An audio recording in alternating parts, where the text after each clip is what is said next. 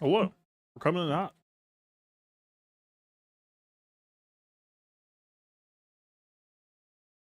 Camera might not be working. We might just have to.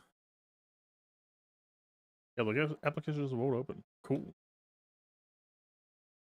Kind of interested to try this. I think it's gonna be messy.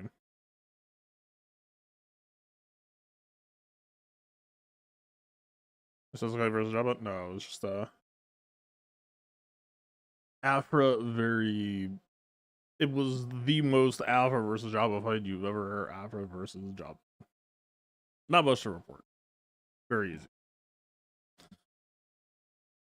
What am I even? I don't even have that many choices.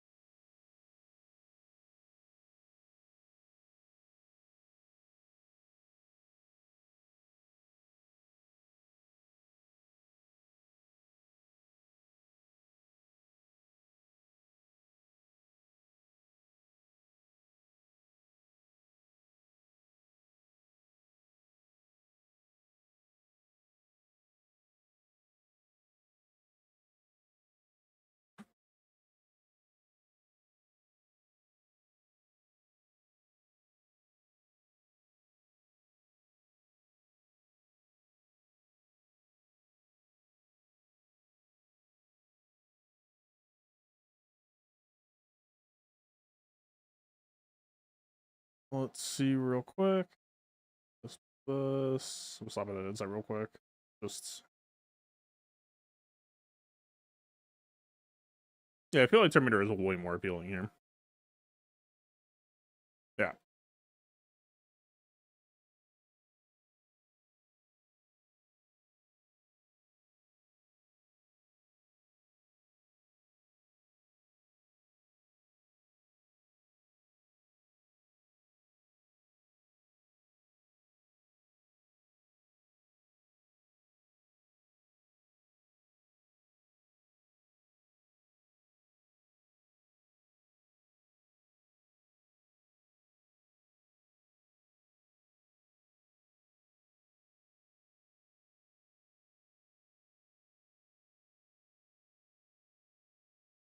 The bomb has popped. Hello.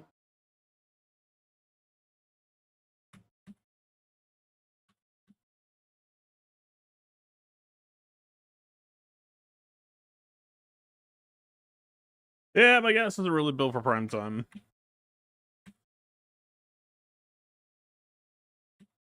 This might still just be enough, though.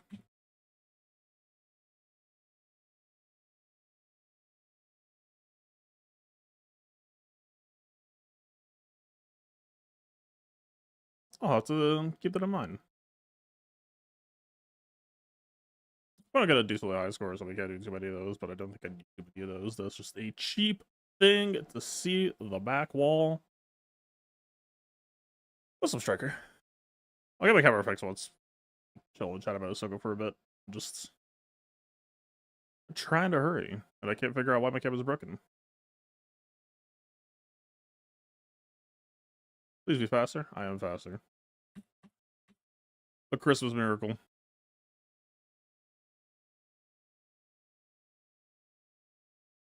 There's still a world where I don't need to go for stun first. Sorry, I'm just nervous looking at Ben, looking at me.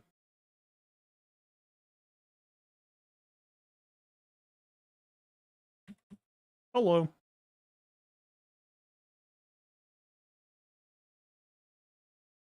Hey, we actually sucked the shock. See.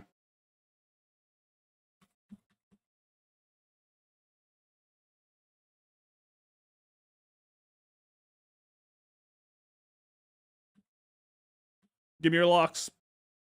Give me your fucking locks.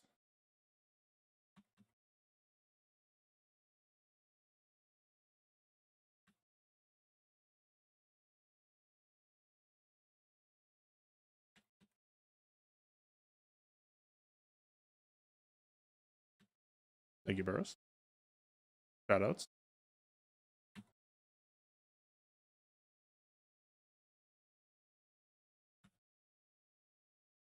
As much contempt as I have for this, well, okay, it's not even contempt. It's just this team. It looks better than it is. I still think it sucks that Starkiller is assisting against Ezra when he should not be because of his Datacron. Because I still want to see this team perform at its proper potential, right? I'm not looking for free outs. It just happens to go that way.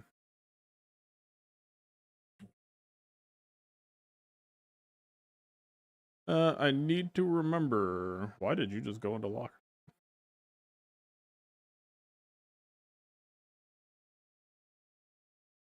I just need to remember to use Starkiller abilities since he clone cycles so damn much anyway. Give Mace Taunt.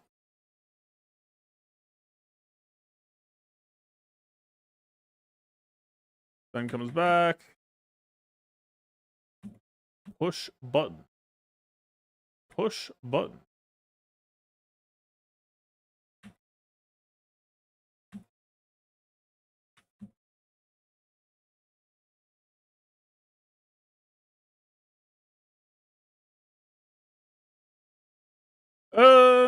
Yeah, probably just gonna, you know.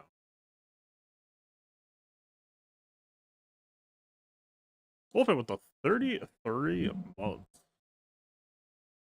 A hell of a number. Thank you, man.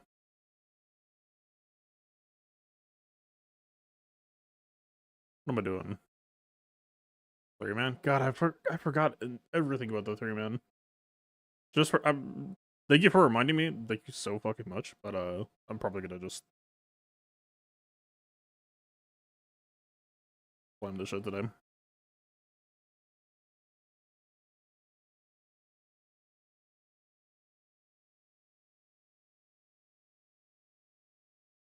Just playing it safe, just trying to grab a quick win. Hmm.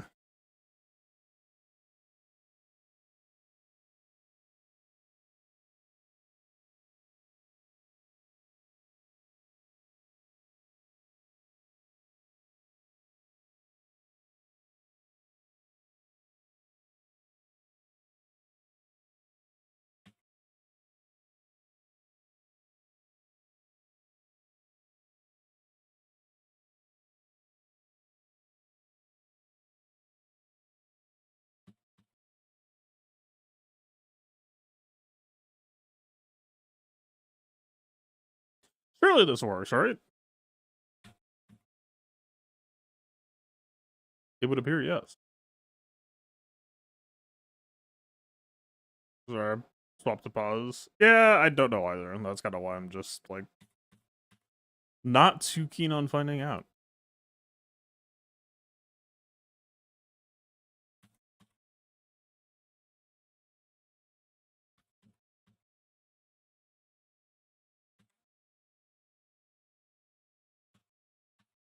Hi. Bye.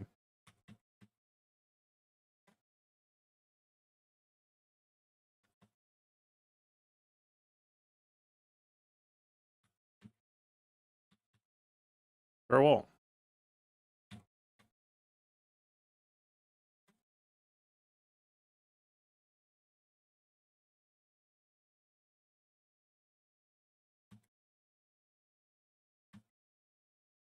Alright, 65. What's the blood price?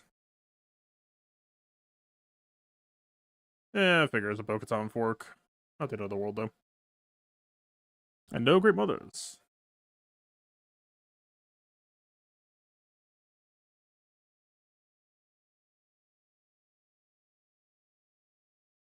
Okay. We've got 40 minutes. Figure some shit out.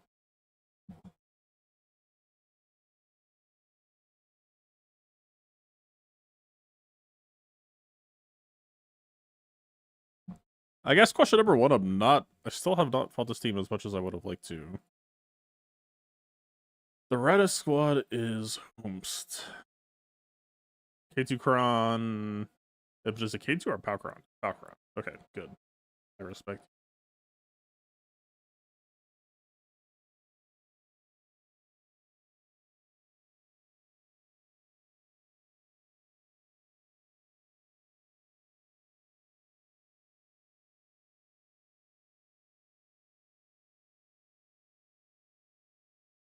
I don't know, is ever like Bane? I assume Inquisitor is probably not ideal. Algus, maybe? Also, was it was LV. Does Ahsoka have a job anywhere? Ahsoka batters are probably dog shit. Is kind of the thing.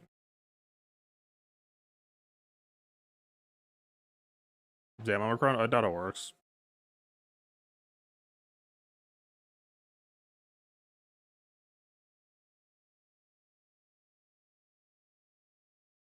Damn, Omicron grass? Yeah, it probably will again. It appears that Bane has a 100% win rate.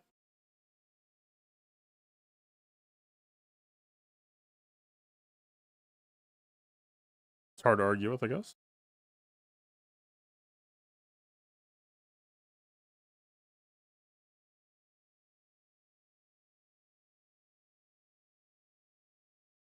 Alright. Or like Malgus here, Bounty Hunter there, not sure against Grievous. JML question mark here, just for old time's sake, I guess.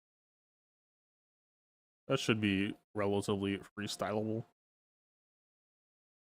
Okay. What was it doing? Bane? The Masked Man?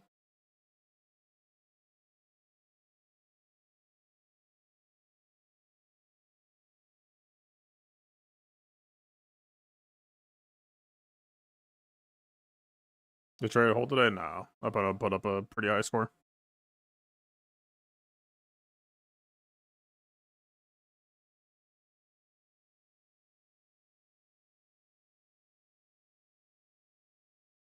I don't really need to worry about Crit Avoid here.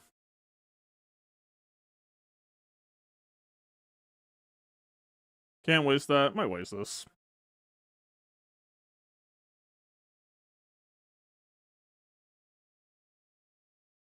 I'm feeling wasteful.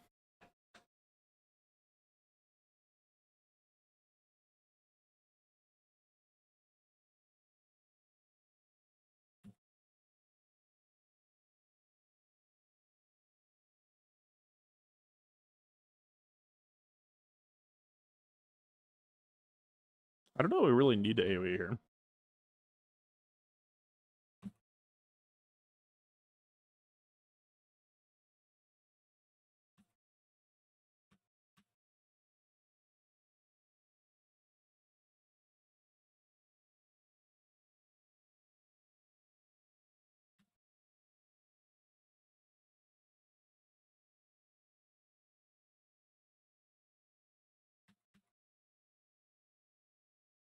I'm going to show some mild temperance.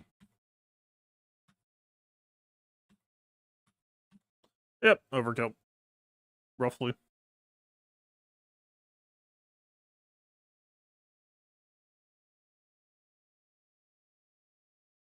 Holy god, it's been a minute. Sort by protection. Grab a 30% number. Question my life choices. I feel like it really doesn't matter here, but it would be nice.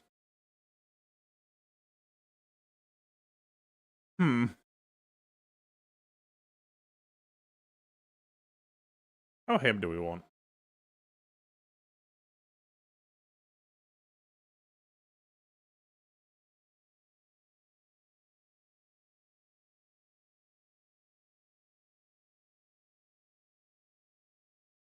Comfort blanket plus acid blanket? Active blanket. But she's kind of redundant with JKR. My JKR is very health built, so is my Yoda. Hmm.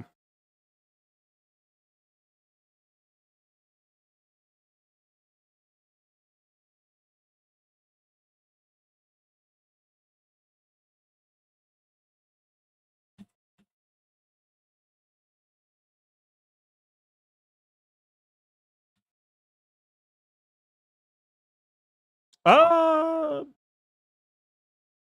No. Actually. I want to do this. I take it back. I kinda wish I had taunted him.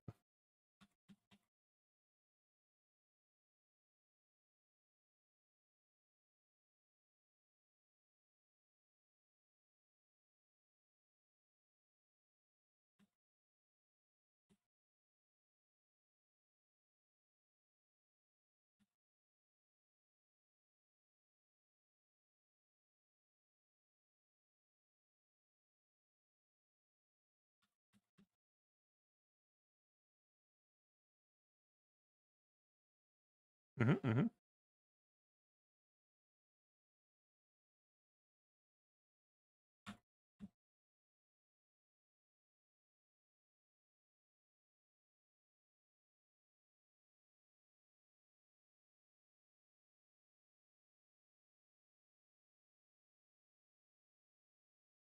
He's already at full DM. I might as well just cycle by shielding.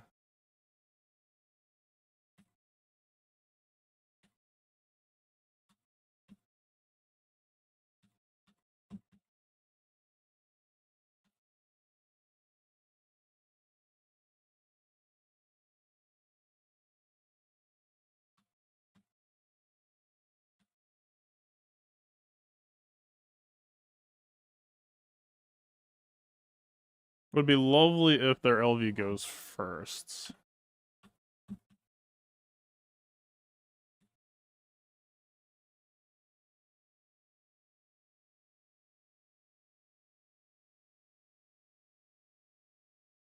Fucking speed down. I hate you. Well, this Scotawad Barris is here.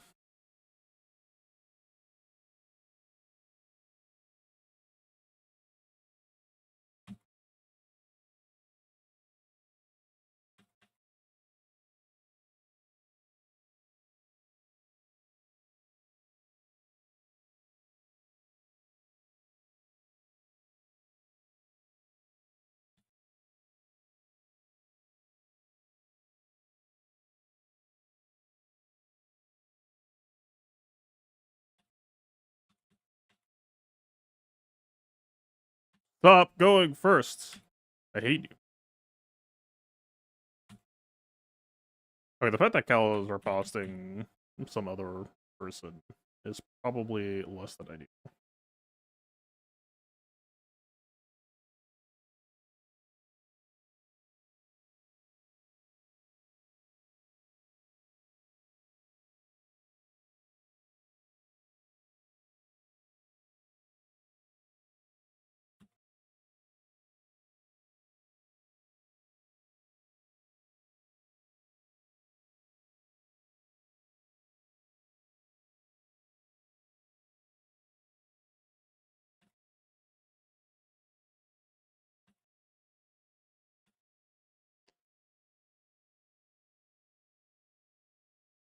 Oh, holy god, I'm running out of time.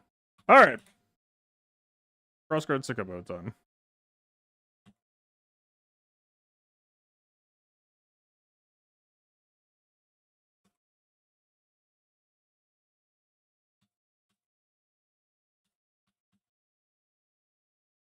Hello.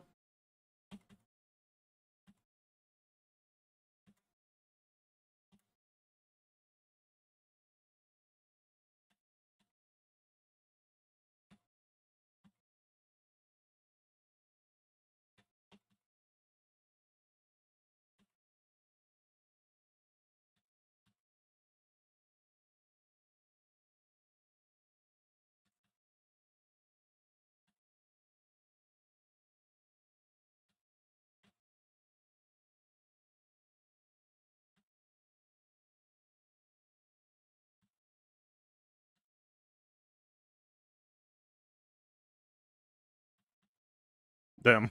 I was too focused on pushing control buttons.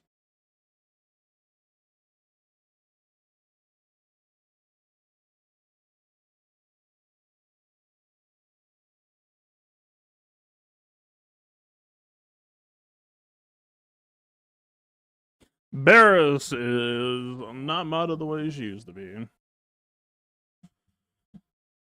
In fact, I probably made her tanky, which made her above weakest, which means that she didn't passive cleanse herself first. Unfortunate.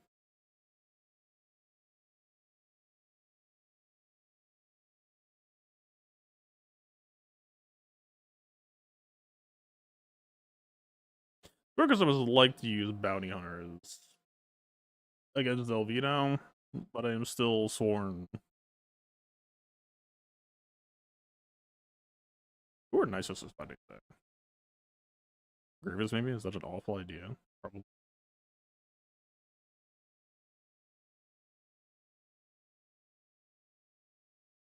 Questions for later.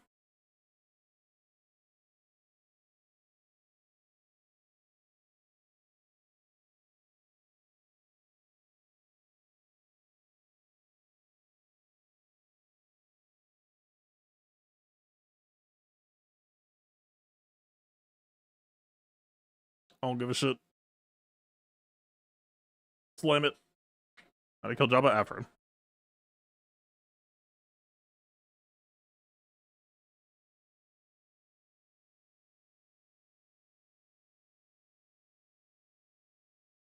I did not check that my tenacity was correct, so thank fuck the answer was yes. Hi.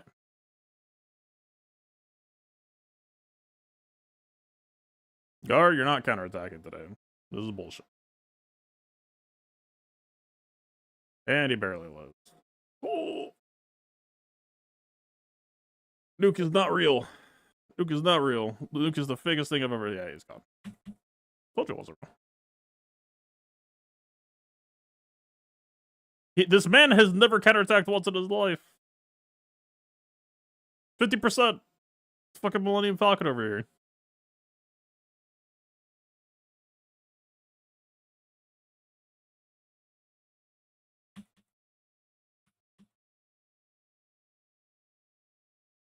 I fucking hate you.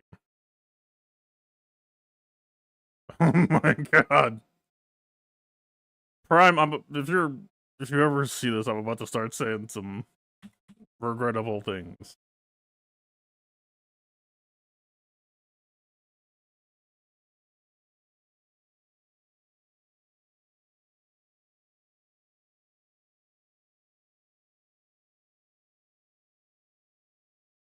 Hey, my banner is back. That's pretty cool.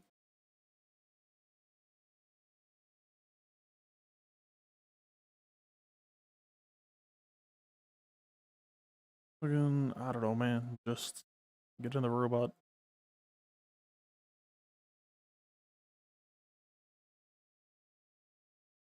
Take it also the Jedi Stonecron? Probably not. Who could say?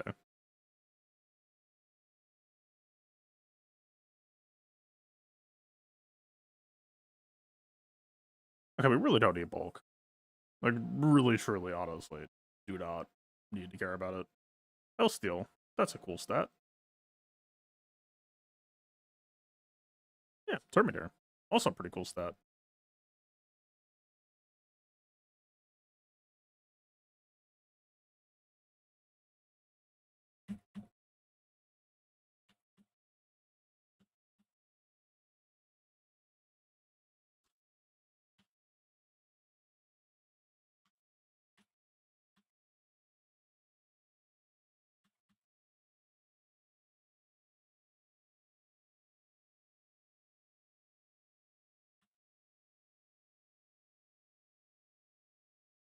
Why did my cooldown cycle when I got debuffed?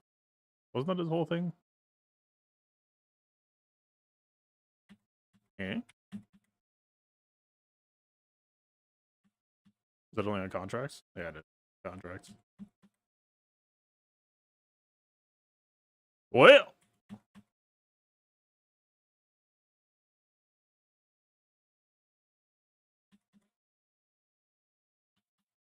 Hello. I'm gonna push the funny button.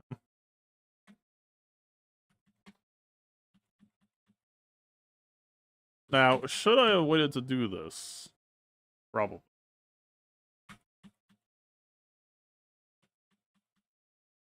Yeah.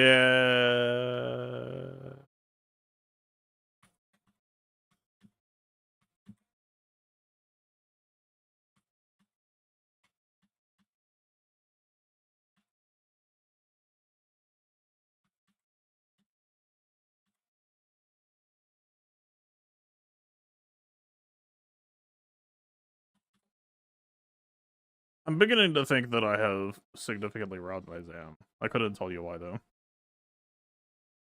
Just a hunch.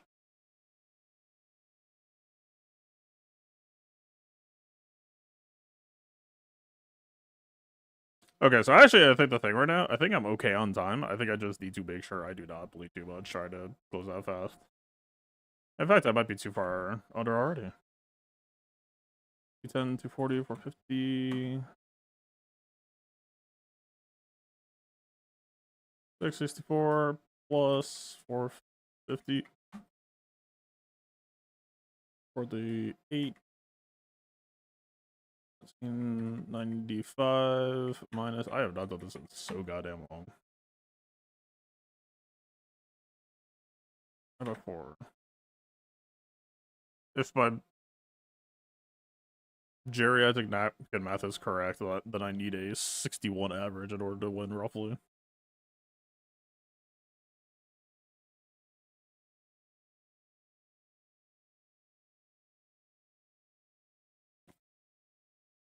Is Reba good against Star Killer?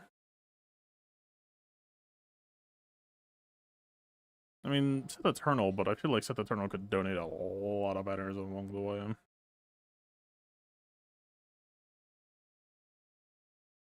I think this is also the first Gideon card I got to fight.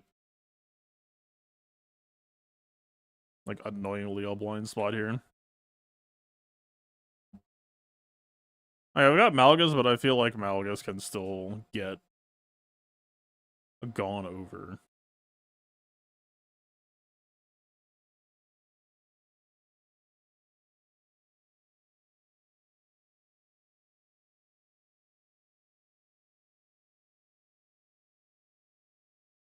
I assume it is the proper.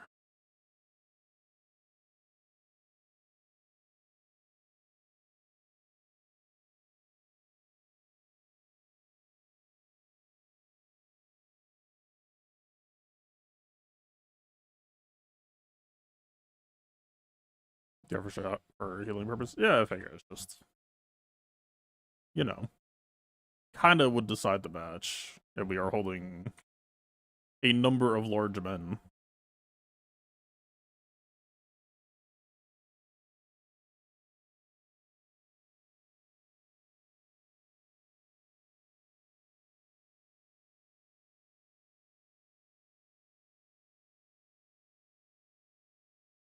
Okay, what's the actual inventory check?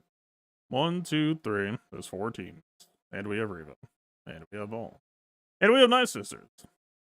And we have DTMG with a Gideon Chrome. And we have Zorian. And a bunch of other bullshit. So this is purely just a which teams go where question, which is also something I've not done in a good long while. Like, if we save Ahsoka, we could underman and gain some banners back here. I think, I would imagine. I don't know if Ahsoka ever needs to be fearful of Stab Omicron.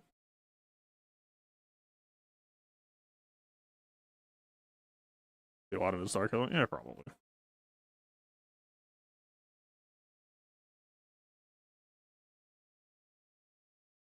I don't know if Reba dunks Ethkron. I'm assuming that's what that KB is.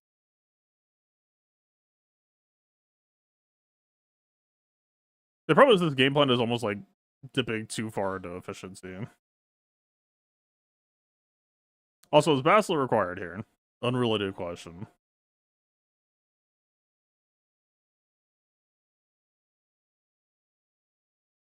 I don't know if I'd buy this.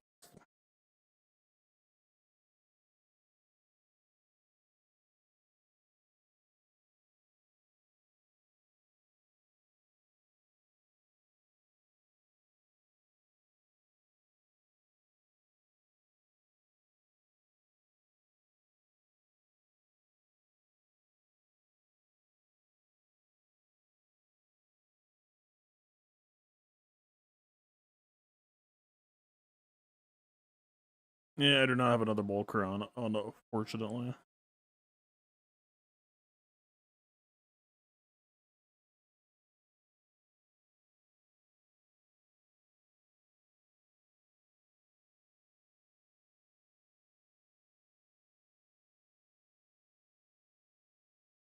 Yeah, that's why I don't want to risk it.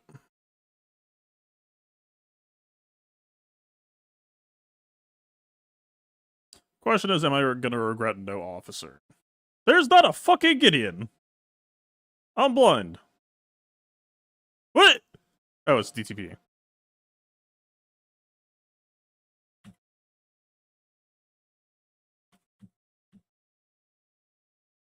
What do you do? Critical hits? So just turn that off? Got it?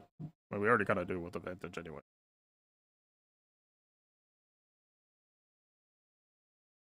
As far as I was concerned, this keeps on happening more and more with me lately. I don't read what's actually there. I read what I want to read. It's happening to me a fuck ton.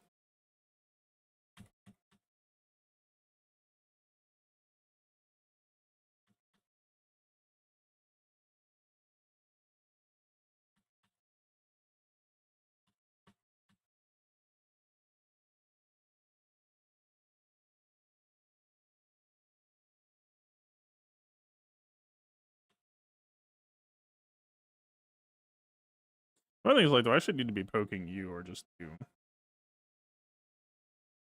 Yeah, I figured that was coming.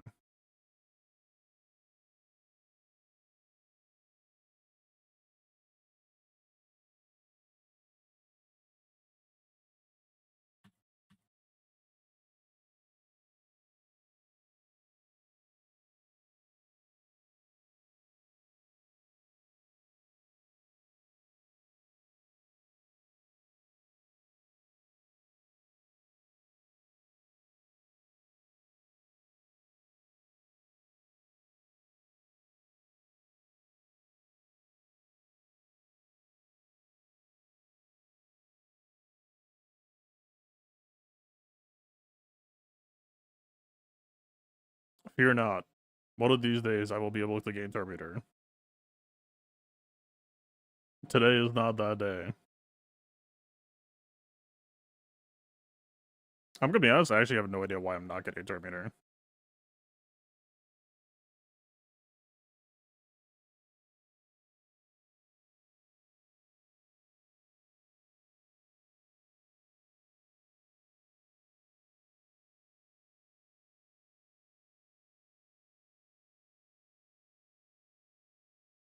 That would be why. I suppose.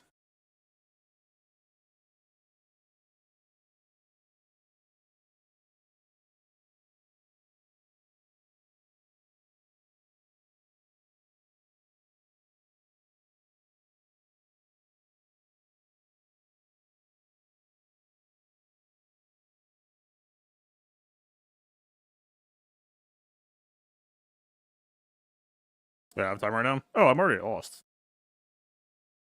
We're playing for credits.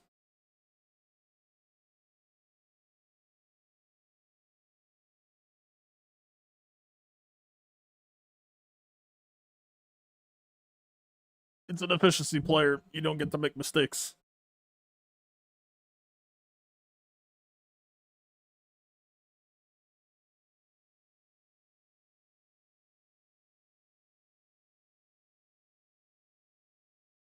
I don't want to get this point though. That part is true. Okay, now I just got to try this shit.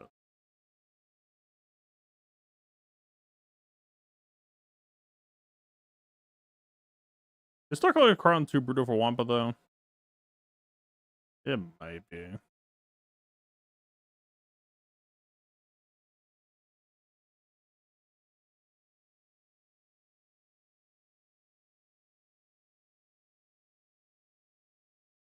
Yeah, regen on resist. That will save me.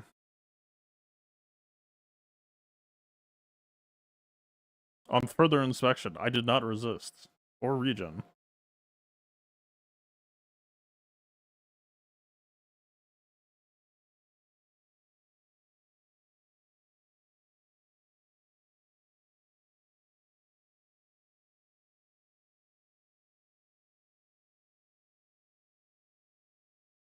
Who is the coolest, nicest survivor could try? NS on NS violence? No, I'm gonna say it's titanium shut. That's not really. What are you? ETH. Ah. Yeah, fuck it.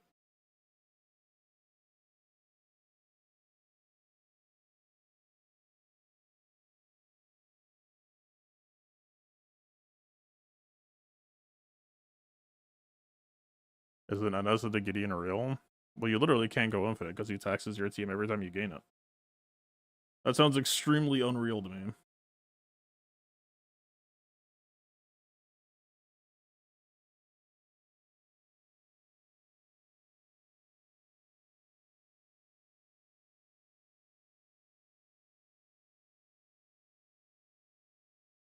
Fucking ow. Cool dodges, at least.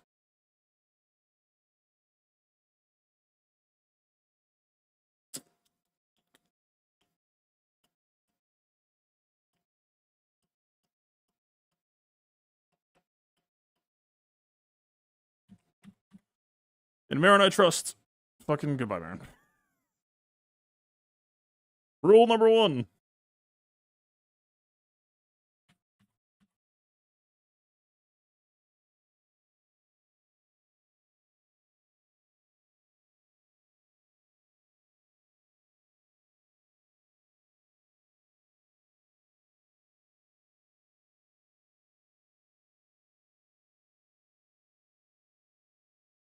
Oh, I want to bring...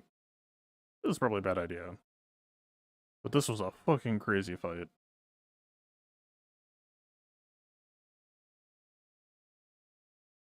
Granted, DMG has worked. It's a bizarre fight, though.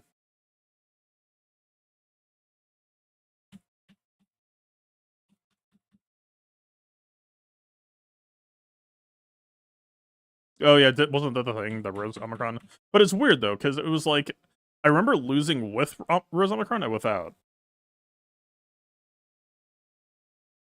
Moving parts. I don't remember the entire details of them. But I'm pretty sure I'm just not gonna get a chance to take turns again now. They're the same fate as SLK.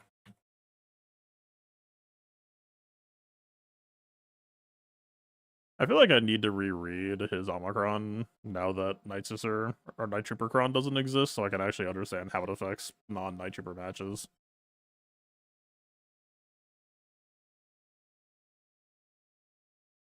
We're recording right now, we have advantage.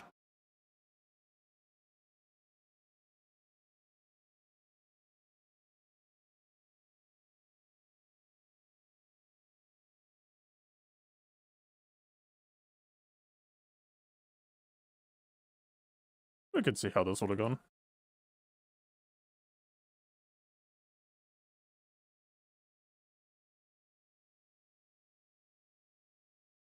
Yeah, DTMJ Mirror probably would work, knowing it's not Gideon.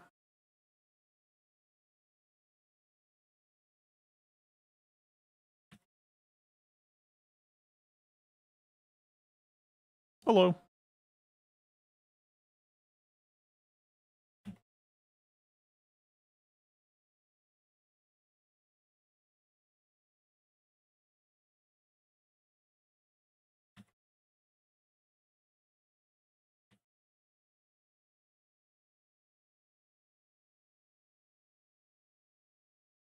You still don't get the crits? Enoch isn't crit immunity, he is just negative crit chance. They had advantage. Did I have ults? I don't think I did.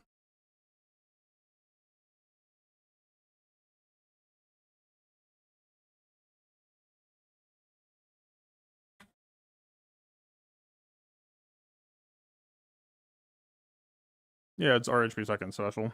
When he's inspired. Like typically you do a RHF combo to RHP and you always have it.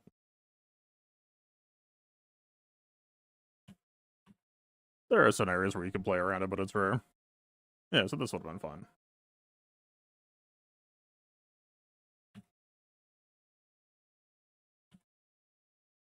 Normal advantage. Yep. Yeah.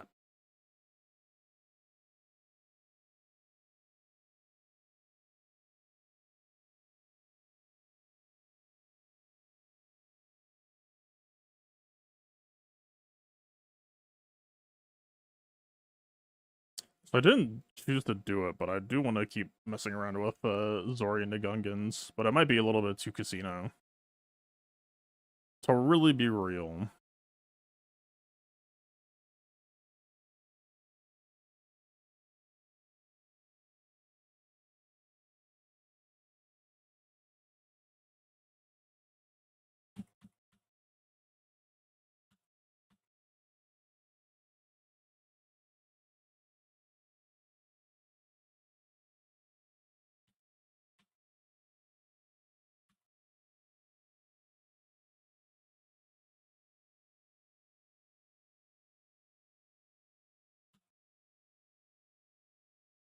Not the most shocking outcome, perhaps.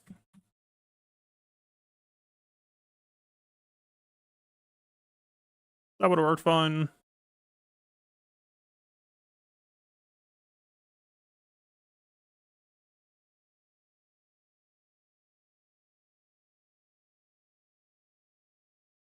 And I can't say this is really interesting to test, because I doubt we'll end up in this situation again. This isn't even the real one. I already used the real one for armor a second ago.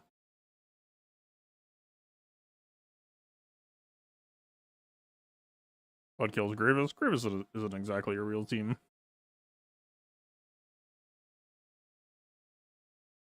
Oh right, you exist.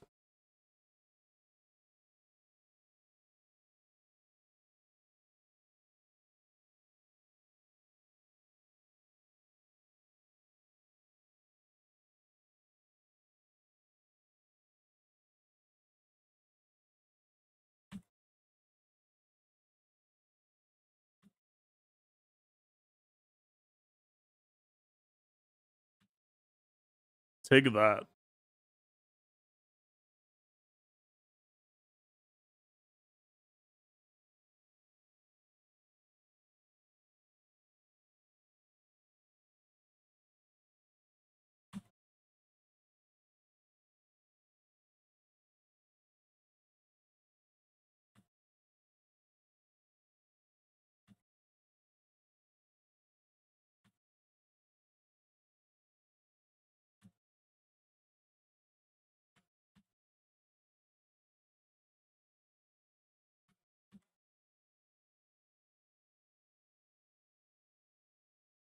Yeah, it just doesn't really play GG stab correctly at all.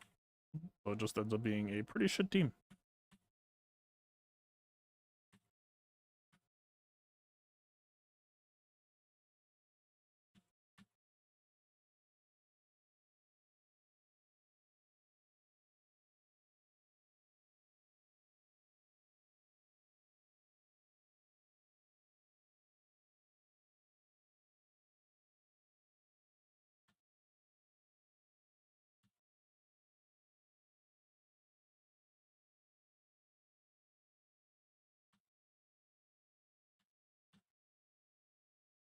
Yeah, we have blind on.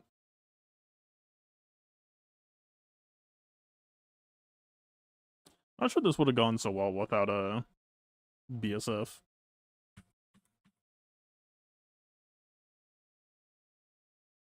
Grab a GG stat. Is the GG stat supposed to overpower that, or does it fail to do so anyway?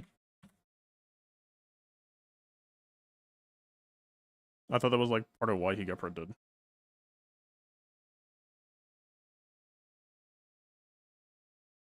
Not a team I can say I've really seen.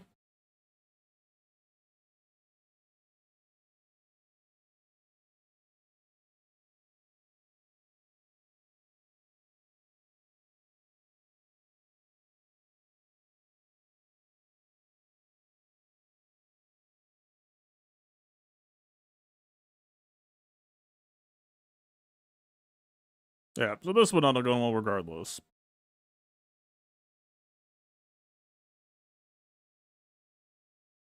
I would imagine DTMG mirror with Enoch would have been very comfy though.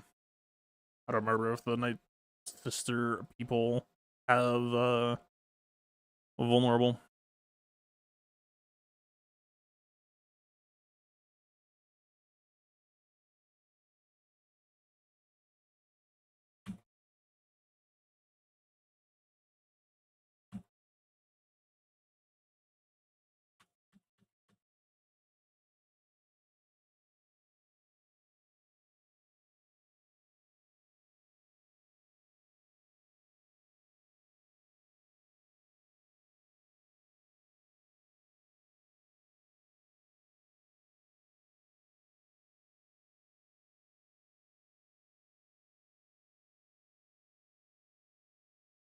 Yeah, I just don't really know this team.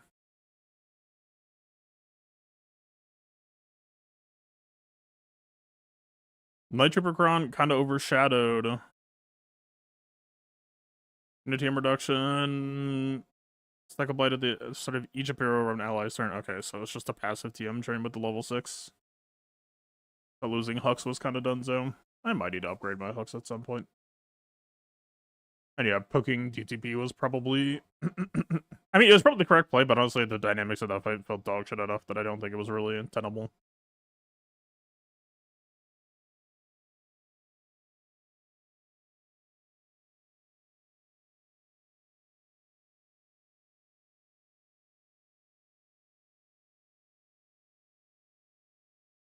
I used B2. Where the fuck is B1? Am I blind? Yes.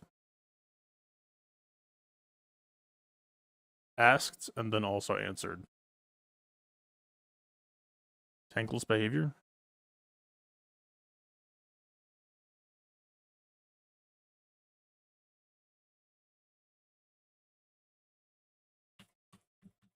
Hello.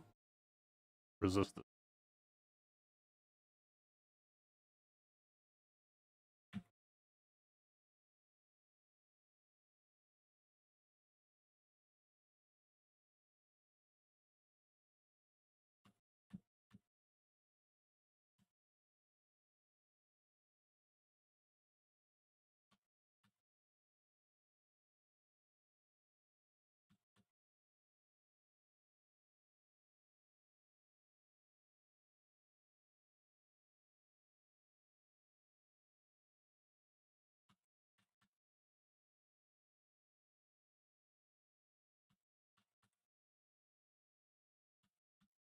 How come GG didn't combo off of self-killing B1? And...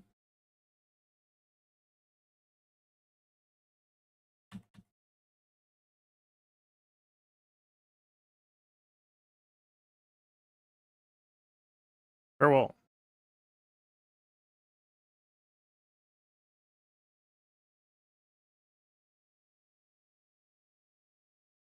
Wait, I have Jin now? I completely forgot that I actually had Jin. My Radis is actually kind of a real team. I pulled her off of Sagrera, I guess? Do I actually agree with that?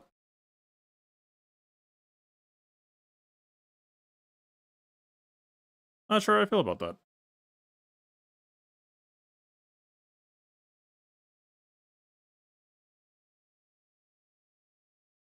What our operation is slightly different offense and defense? Yeah, but I know I've had it in the past, so unless something changed in the last, like, whatever, how long it's been since I played Grievous. I've 100% taken double turns. Oh, well, Chili to the opponent. Got what you wanted. Congratulations.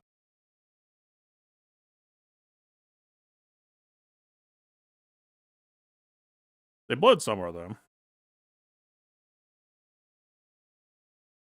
Homst.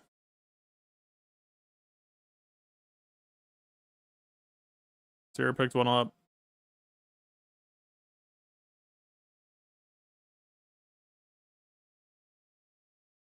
I mean, they were literally a whole day, like, every team of the sun, so I'm not... Oh, yeah. I did see those. Fleet Master. Which means that my defense got crushed even harder, which makes the day all the more depressing.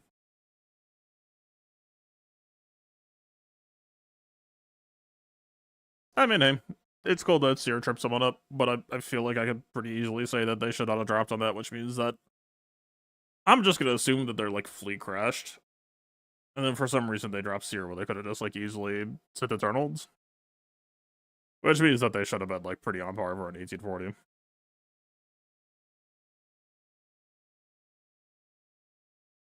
GG kills people before you take your turn.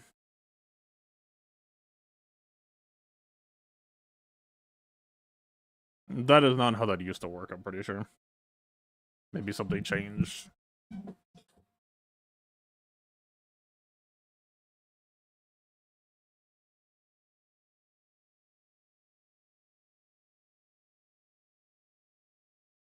There.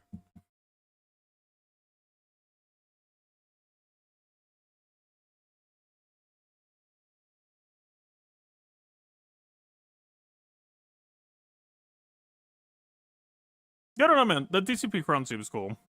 I kind of wish I rolled one almost.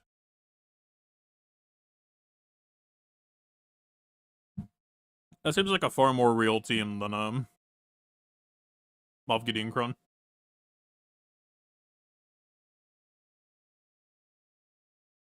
I mean, the problem is that it got nerfed, right? Moff Gideon was clearly the favorite. The post nerf, honestly, that seems debatable with Night Trooper Omicron. But yeah, I'd imagine like, yeah, knowing what it is now, my DTMG MG probably would shit on them. I would imagine. Anyway, so I was sitting on Ahsoka's kit last night.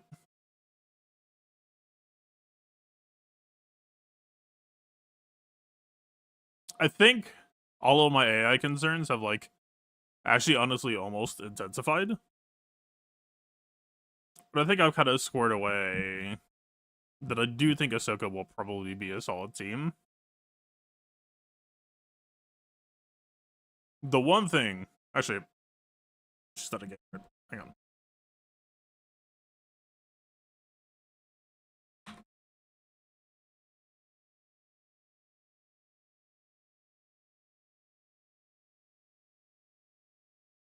Ray 2.0? Nah, Ray has offensive capabilities.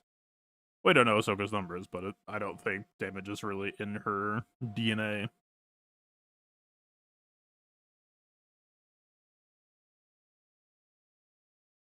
Also, so what the fuck is going on?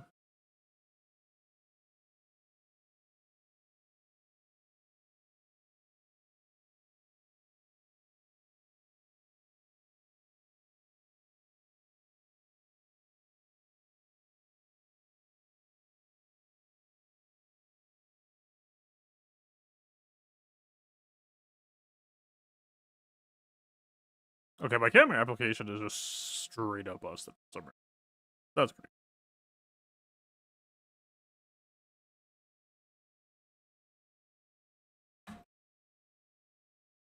I'm not gonna worry about it then, probably. Gonna have to uninstall, reinstall, and troubleshoot on my own time.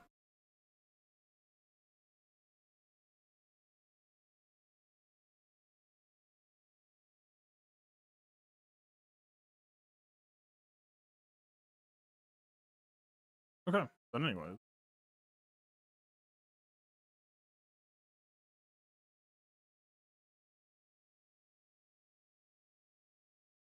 So the one thing, if I'm looking to read the tea leaves, because I do think that, like, there are fundamentally just a lot of questions about how the mechanics work. There's like 3 or 4 major ways that I can imagine the team plays. One of them is that she just, like, turns 0 ultimates. That Ahsoka just uses Reunite that gives her an ult on her bonus turn, and then she just immediately turn 1 ults you. There's another where it's like, well, maybe Reunite isn't allowed to cleanse Reunite on other people, so you have to, like, solo Reunite one person, and then it's this, like, weird-ass chain.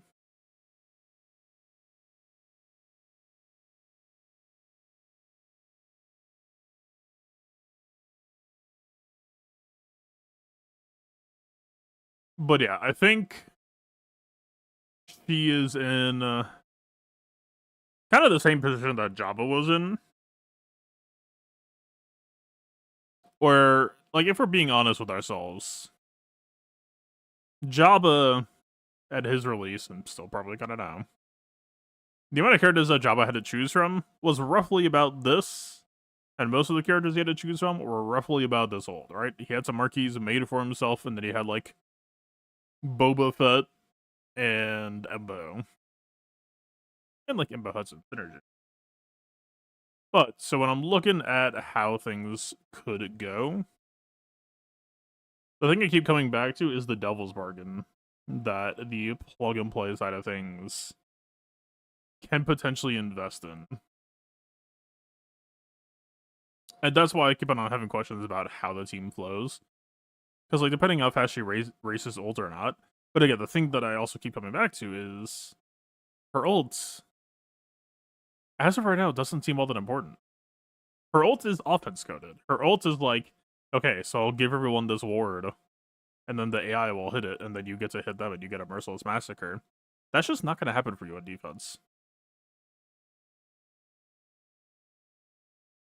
That is like Rey-inspired levels of trap. Which, like, if you have ways to force quote-unquote Rey to not get hit, you know, Ezra will taunt sometimes. Maybe you can get value off of Ezra at least, but you just only cheat one bonus turn?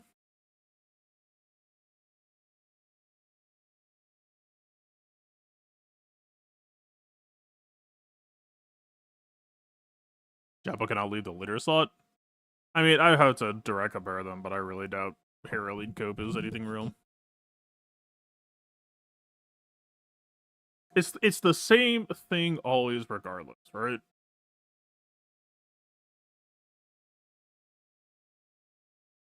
It's the issue of this faction, like General Syndulla lead. If you cannot be in the driver's seat to hit Chopper Dispel turn 1, you just don't get to do the thing. So like that's what I'm having. Like that's why I was so scrambled last night, and why I continue to be scrambled trying to assess this team. Is because there are so many pieces of text in the lead and unique. I could be like, yeah, this is quite good, or I can go to Huyang, like Huyang. If people did not remember, because I did not. Huyang, when History of the Galaxy pops, everyone gets 50% bonus protection. It's like somewhere in here. Roughly around here, I want to say. I'm not seeing it. Where is it? Somewhere. Yeah, here. Whenever Huyang gives any version of History of the Galaxy, all Spectres gain 50% bonus protection. So, like, yeah, start a battle. You get some shielding. Tucked away in Huyang's kit. I don't think it has too much. But this did not have a number on it while I was streaming. Apparently, this number is 50%. Okay, yeah, Sabine will be a late scaling threat. That's a good number. If you're going to have a number there, that's the number that you would want to have. So, okay, so Sabine's a threat. Huyang is kind of... Like, this is the other weird thing. So you have a woman that pretty much only does damage, which is not a bad thing to have, but that's all she does. And then you have Syndulla, who's like some utility. Ezra, who's just like an insanely slot efficient character, and Huyang. And like you can go Cal Fulcrum routes. Chopper, I think, is never on the team for defense. I'm probably not on the team. Well, if he's on the team for offense, it's because you know you're going into a matchup where like, yes, I need to bypass the taunt immediately. And also can't just like Huyang mass. But yeah, like a lot of people were responding like, holy shit, this is the most broken team ever, or whatever. And until the team is playable on Monday, I really don't think there's any reason to panic. There are, like, this team has a fair amount of complexity in terms of execution. And the moment that you see a character with any amount of complexity, that just creates opportunity for the AI to fuck it up.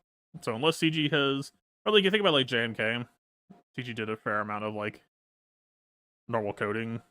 I don't know what the word normal. Hard coding. To kind of ensure the flow. Rey has similar. Rey is actually probably a closer comparison to what I'm kind of hoping that Ahsoka will have, where like, yeah, Rey, instead of just being like, is Commander Tano here? Yes. Okay, turn 1. For my first time I use cooldown increase, it's going on you. Rey is more dynamic. Rey is like, okay, who on my team has the highest health right now? Who on my team has the lowest health right now? I really hope that that's how Ahsoka Tano is designed. Because if it is, then we can theory graph that. Then we can use our mods to determine, okay, do we want an immediate Ezra, or well, do we maybe want to pop up like an early General Syndulla, and then we can go for a remove 50% turn meter from all enemies with 50% or more turn meter, and maybe that would be a more valuable turn 1 type shit. Because if it's random, then sometimes you're just gonna like unexile Sabine turn 1. That's not really gonna do much for you. And then all of a sudden we're having a conversation more akin to like good guns. Like, yeah, man, you coin flipped me and I got Deathmark. Cool. You got me. So that's why I continue to be like, I'm not hard sold that this team is nuts on defense. Now, of course, there's going to be a Datacron, and I'm sure that Datacron will change my mind on site immediately. But like, for the most part, I still think that her abilities are just like really understated. Like, I actually really truly believe that her basic is probably going to be the most impactful to the character, as crazy as it sounds. Because again, yeah, it's the buff control. It's the bonus protection, trying to keep her counterattacking to, like, kind of help her tank.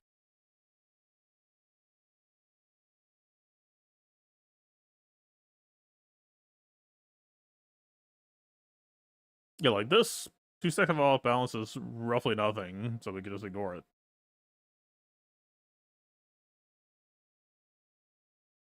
So yeah, deal physical damage. And armor strength until the end of battle. And your team gets 10%. Is that, like, really a GL level ability? That doesn't sound like a GL level ability. I have an idea what I'm modding her for. It's like, the only thing I really imagine is I guess I want her taking turns. She's not, like, that successful of a taunting tank that I'm like, yeah, her bulk really truly matters. I guess, like, you could shout out health primaries because, like, of course, as a GL, she's health resistant. She scales bonus protection. She had, I think, one other health scaling somewhere, I want to say, aside from the bonus protection. It wasn't an offensive health scaling.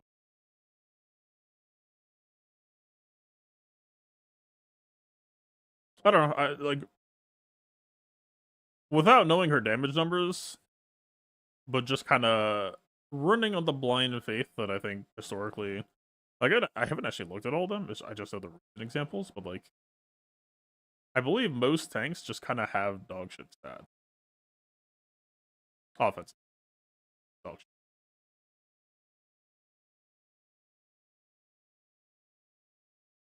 Third Sister. Well, Third Sister, we already know, isn't really a tank.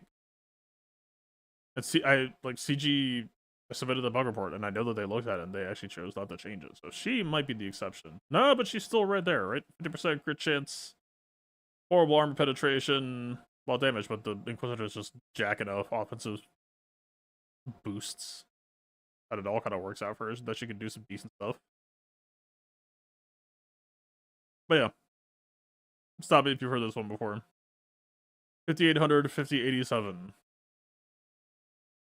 Balin might be the same. 5200, 4713. Okay, it's not real looking. 5300, 49, 113. I haven't actually looked at Malak before. He's a little bit higher. 59, 55, 51, 189. 5000 offense, 48, 100 crit chance, 40 armor pen. Who am I missing? Paz. Paz Vizsla. 5600 offense, 48% crit chance, 50 armor pen. This is in no way saying that Ahsoka will have the same stats. CG can. Well, I'm just assuming that CG can make her stats whatever the fuck they want it to be.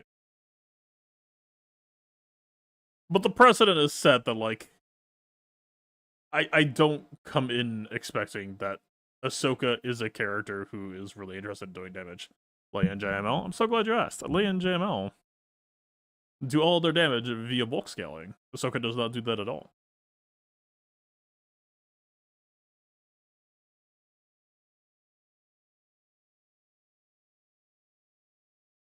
Am I blind? Oh, it's because of skull that I'm looking for randomly. 5196, 40%, 50 armor pen. I mean, a special offense, so the number is vaguely different, but 157 Rosie pen, 20% crit chance. Physical offense as they use, but do the stat check. Yeah, they're pretty much the same. I mean, you expect special to usually be higher. It's just like a global rule of how the game works. But yeah, Leia's got the exact same. Whatever Leia's slinging heat, like, you don't associate Leia's basic with good damage. You don't associate like Malgus basic with good damage. So when I read Ahsoka's kit, again, the numbers could literally just be whatever CG wants it to be. The ratios could be whatever CG wants it to be.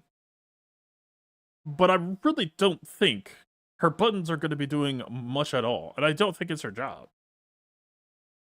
CG literally designed damage, kind of damage, still does pretty good damage.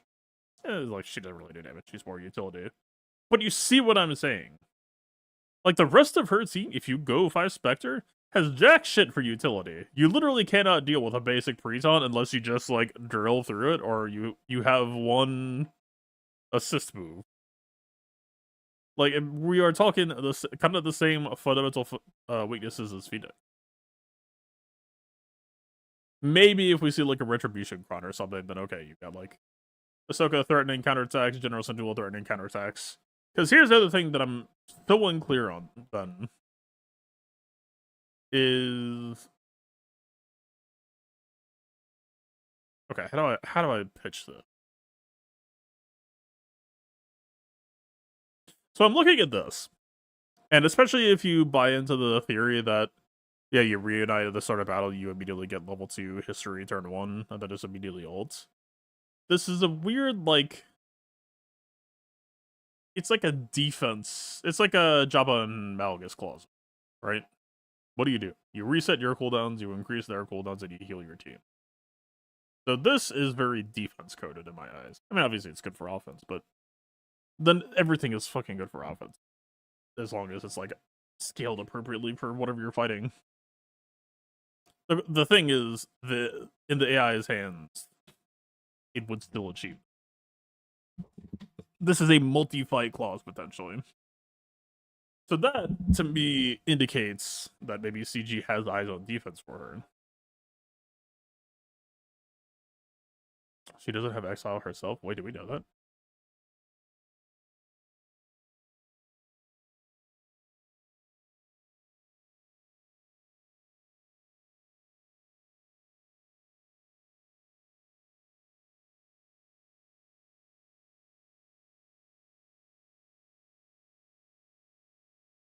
Because her lead says other? No, it's just gain exile. Wait, does she have exile?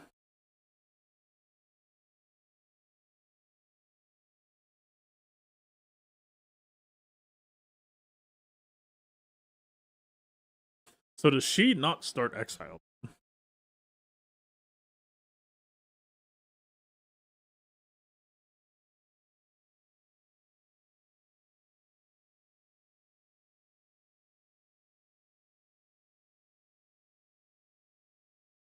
The thing that's honestly incredibly unclear to me is exile itself. That like I don't. There are so many effects. Like if you look at reunite, it's like, yeah, remove exile from another person. I'm like, okay. The fundamental rule of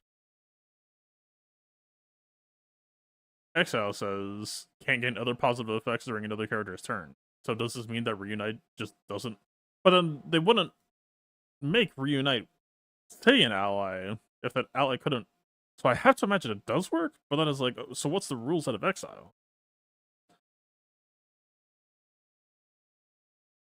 It's breaking my brain a little bit, which is why it's just like, okay, come Monday, I'll play the character and then I'll know like what the final coded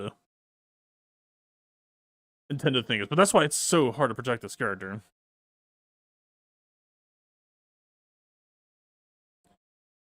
30% from Unite and 30% from One History of the Galaxy, since she won't drop it off of herself. Well, but what you said is just true, but I also just spotted. So she's not going to have exile at the start of battle. It's all other non-Summon Spectre allies, so unless it's on her unique. To clarify in the fact. I could have sworn that was true, but I didn't actually see it. It was, like, I swear I read it when the kid first dropped, and then I tried to come back and look for it. Yeah, it's reunite exile from the team. You would have to imagine it would work. No, the FAQ said this. But it didn't actually say. But they more or less say that you use it to do it, so I would seriously have to imagine that exile doesn't block reunite. They say that reunite works even if you've already finished removing exile from everyone.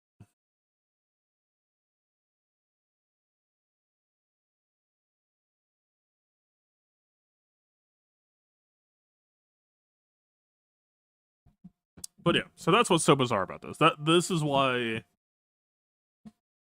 I mean, again, I will keep on saying this. CG in 2024 is a sneaky snake.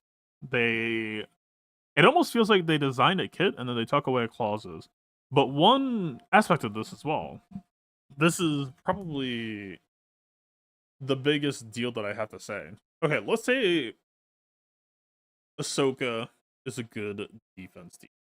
Let's say she gets. With CG's current design ethos, they are more or less guaranteeing that if you knock out side characters, the team drops sharply in quality. Right? If Hu Yang is dead, you lose your quads. If Sabine is dead, you lose all charge generation. That, like,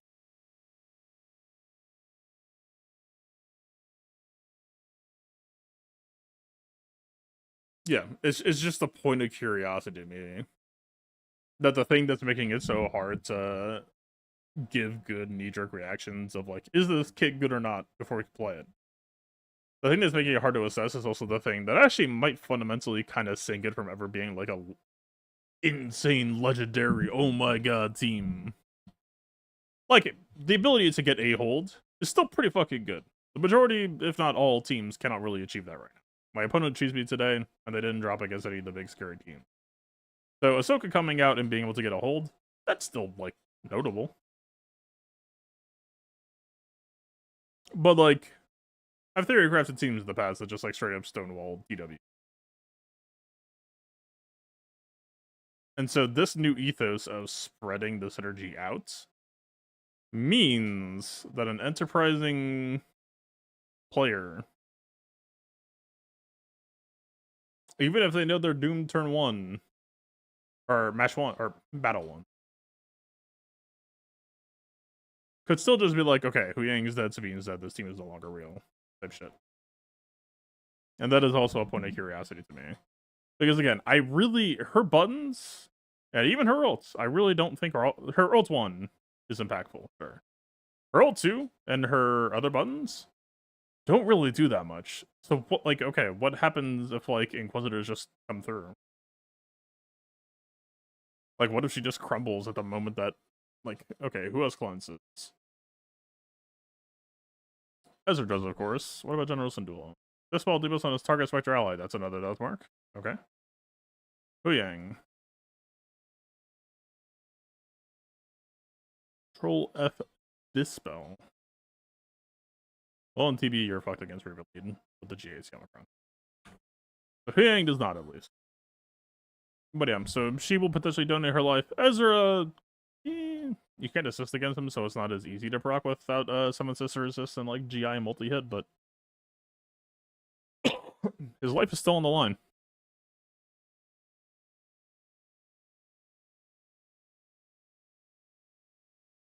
So yeah. It raises questions.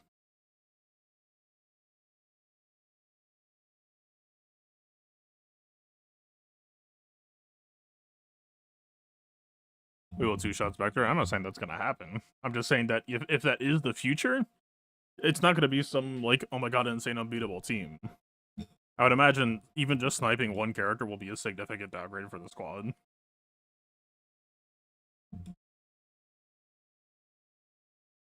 We're talking, like, imagine how impactful it is for Jabba losing Bausch, and then imagine if, like, the majority of the characters just kind of end up being Bausch. Hu Yang, easy Bausch. Ezra, probably Bausch. Sabine, more or less Bausch. General Syndulla. The team probably still functions with that, I would imagine.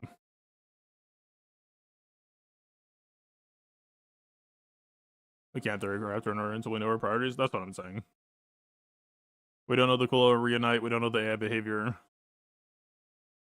But, like, going into Monday, I don't know how I'm gonna mod them. There's no, like,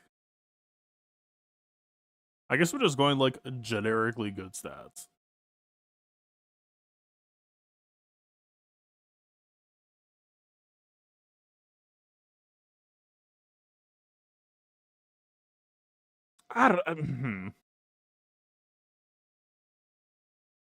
I think she'll be good with her Datacron. I'm trying to make a prediction without knowing how she works. Okay, just knowing the nature of where she's, like, what she is working with, I would say that if she doesn't have significant datacron support, I think there should be a non-GL counter that can poke through fairly easily. I think it will take some, you know, elbow grease to get there. I don't think she's going to have a hard counter. But I think there are teams that are pretty chill with getting their cooldowns increased.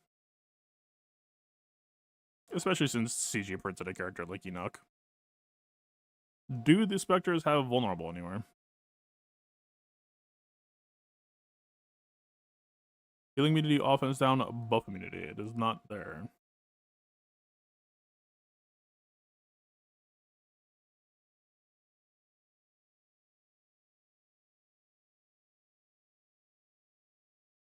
Control F spec, no results found.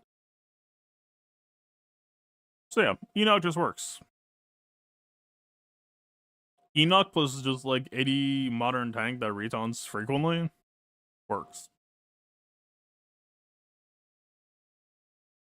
And it's hard for me to really feel confident being like, yeah, of course. You know, of course this team is going to be insane on defense. Knowing that even just like a fundamental basic setup like that exists.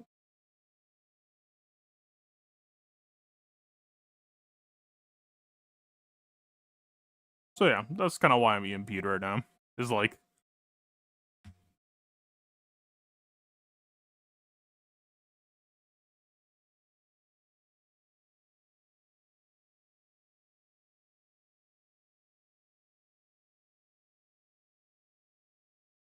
I made this other questions too, like how much true damage is a turn meter? We've seen effects like this before on Malicos, and it's never that big of a number. It's kind of the same vibes as Ray Lead, where like it's really there to check teams that are really just like trying to print pervert levels of turn meter more than anything else.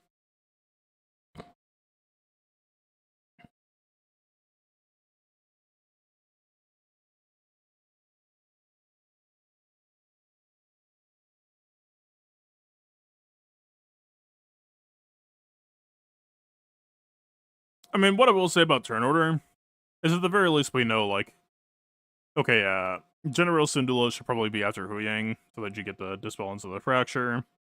Adamant Sabine probably doesn't need to go fast. As a Brizzer, I'm probably just going to make generically fast. Bulk. It's pretty much the exact same that I already had a model for Ray Squad. So, like, more or less, I do already kind of have an idea of how the sides should probably go. It's really, yeah, it's really more just like her.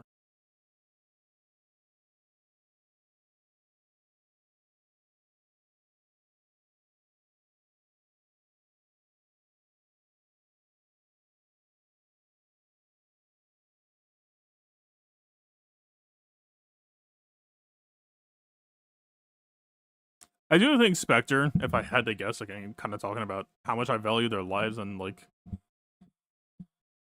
the moment that one of the side characters fold, like if Ahsoka's damage is as bad as I expect, then it just means that keeping your side characters alive is all the more important. Like how many Leia fights do we have where yeah, Drogon just gets shit on, and it just goes down to Leia last standing. But Leia can still eventually attrition you out because she's got her baseball bat, she's got her logs that can like AoE check Grand Inquisitor, and then her Evolt, huh? Her ult does eventually just kill a lot of teams. They come to like here.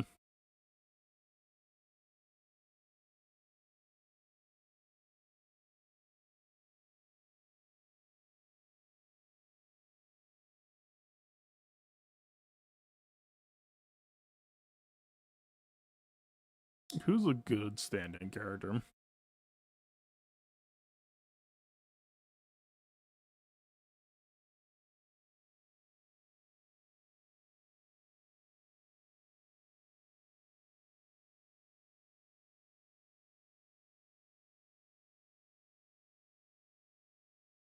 Who's a character I'll never use? Yeah, sure.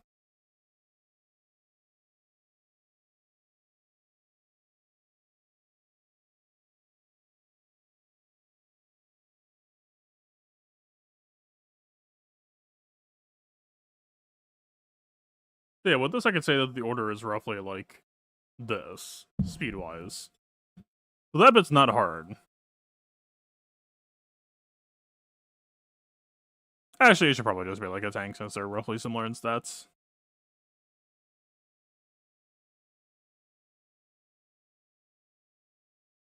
In honor of her anticipated damage output, we can make a pause.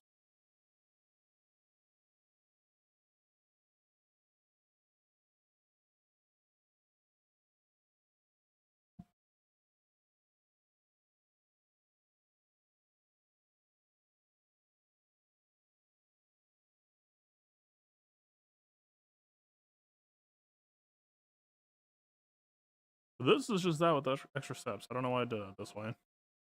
Like I assume Ahsoka will be on a speed set.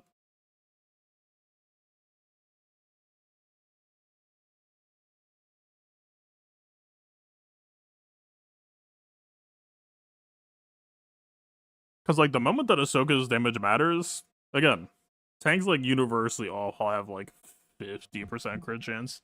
And I don't remember any boost to that.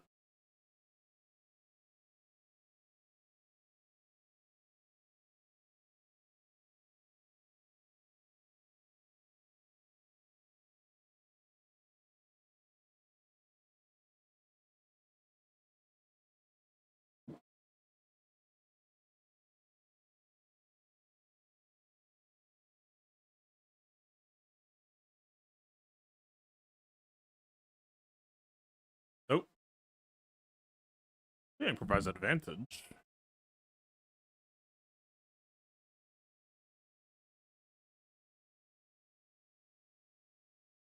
Oh, Ezra definitely does. Yeah, okay, so Ezra boosts. Wait, but Ahsoka doesn't get exiled. She literally doesn't get this bonus.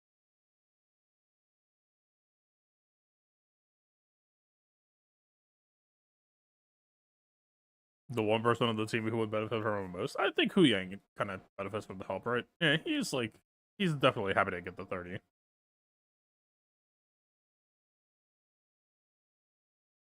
And even Sabine kind of gives her bonuses to just cheat.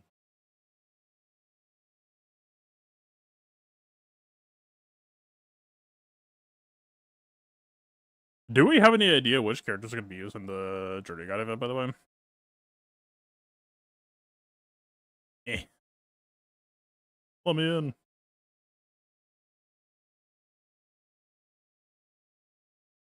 Like, are we gonna play with her Spectres? Or are we gonna be playing more like General Skywalker, Asajj Ventress type beats?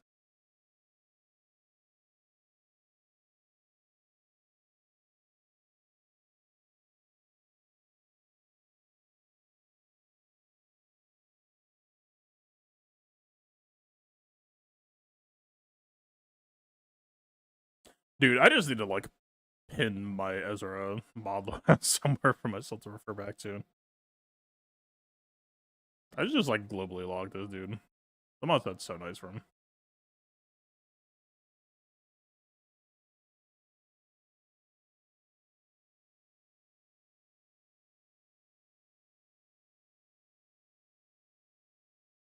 Okay, so we know that they could cheat on crit chance. Generous and Dula, I know she's true damage, but I kind of just don't care. It's really not that much damage, I don't think. Yeah, it's 200% true damage AoE. It's like 15k true damage.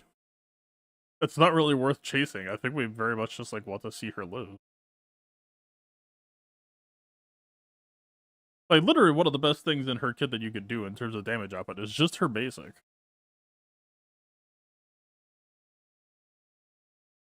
All two people to assist. And like the majority of her team is built like meant to be dealing damage. Fuck him.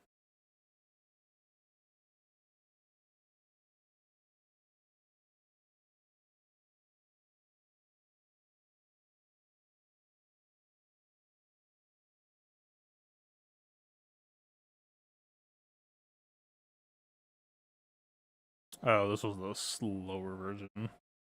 Which is like maybe still fine though. I don't know that he needs to be blazing fast under Ahsoka lead.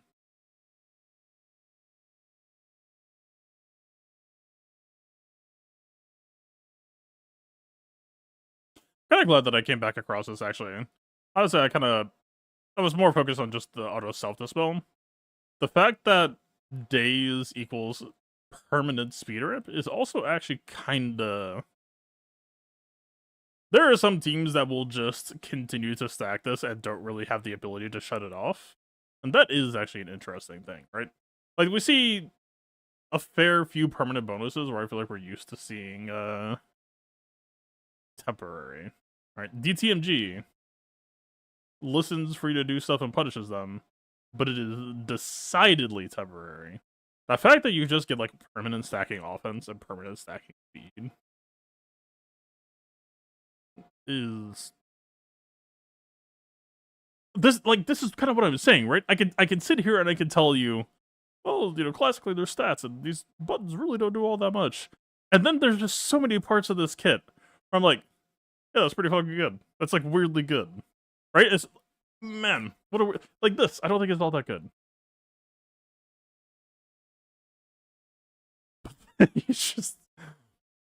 It just keeps accruing value. And doing pretty good things with a capital P. I really truly am just like EMP scrambled.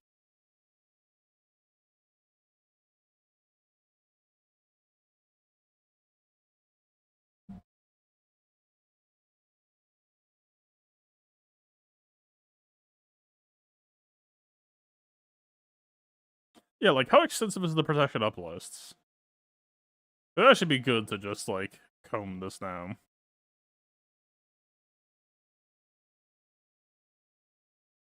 That's the wrong team. I almost made it.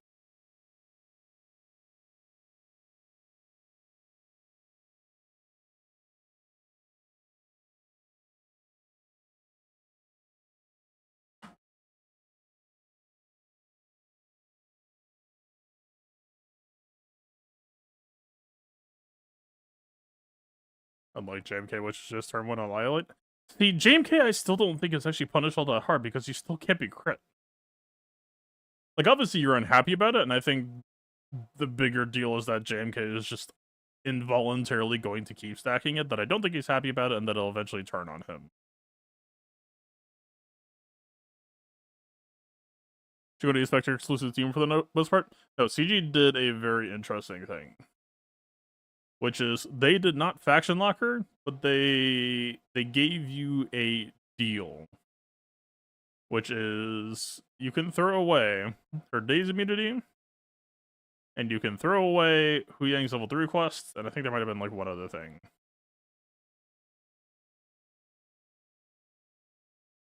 Like, things that are decidedly pretty good. And I truly think that throwing away that Days immunity, like, the other stuff, I'm kind of whatever on, right? Like, you potentially lose 30% ult charge, that might or may not matter depending on matchups. How her intro release plays out.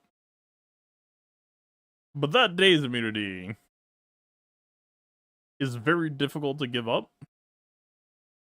But again, her team isn't really helping her all that much. Do damage woman. Do damage man. Do damage woman. And then, like, kind of supporty Phoenix member. And then, like, a generically good character. But, like, yeah, if we're talking, like, oh shit, I'm getting the everything kicked out of me. You're not going to find help for yourself like you're going to find in Cal Kestis. And that's what's so weird about all this. So CG offered a devil's bargain, which, by the way, is not that far off from the same bargain. Well, it's not really a bargain. It's just saying, hey, go fuck yourself in 3v3. If there are 5 Spectre allies at the start of battle, you get part 3. So in 3v3, you won't have it. So then really the question in 3v3, which I'm not saying... Like, you're probably not going plug and play in 3v3. But I'm saying that you're already kind of... CG is forcing you to splash in the land of, like, yeah, you're not just not going to have this sometimes. Which means we're already halfway there to making the bargain for plug and play. But yeah, the plug and play question is always just going to be reactive to whatever is most popular for people to use. Could be Enoch, could be Gal, could be B2, could be a lot of things. Now, what is the ult charge conditions exactly? Does it have to be a Spectre ally using a special, or is it just an ally?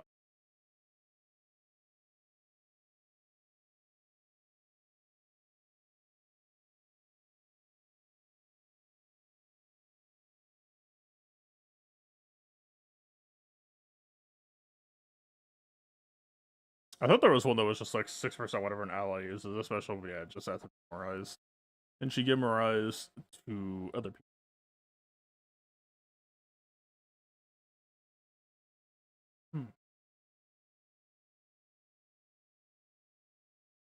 Yeah, has to be a Spectre.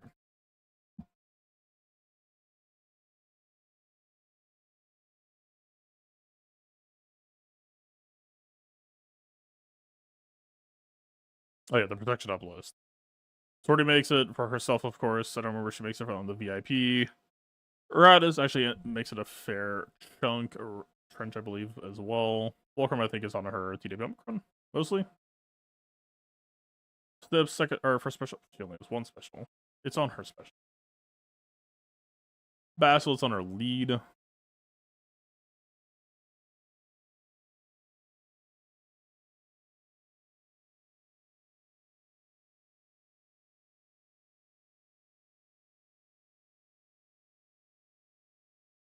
Merkel has health steal up. They gain a protection up until it expires.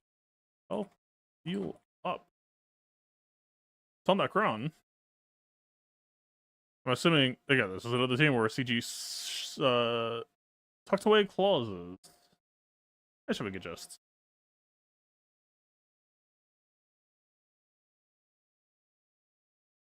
Yep, tucked away on Shin. How frequent is it?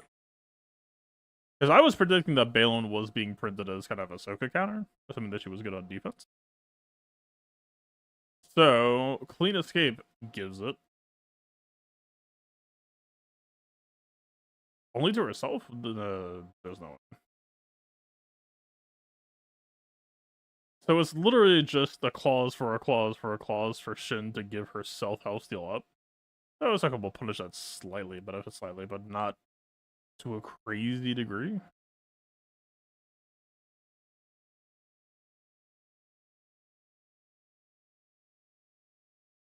Control F Mercenary.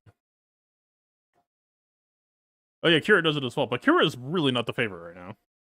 Hondo Canderous has just come out swinging in a very like solid, respectable way. I mean, it really just feels out there like, yeah, you don't want to use Kira, but yeah, you probably don't want to use Kira anyway. I do think Kira was actually like decently appealing for offense use. Or like Dash Han Hondo Kira type shit was always like, it's good to have people that can like call a bunch of assists off of each other when you're like manually piloting.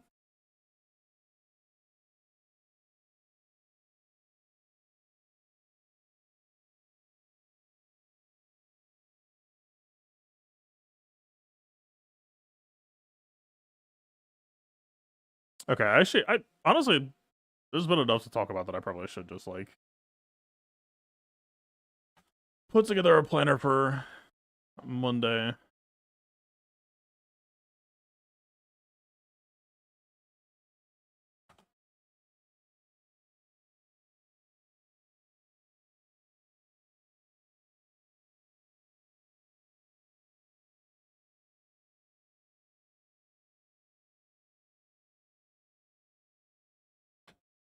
So wait, so if she doesn't have exile and she doesn't turn 1 reunite, then that means that her first turn literally just does nothing?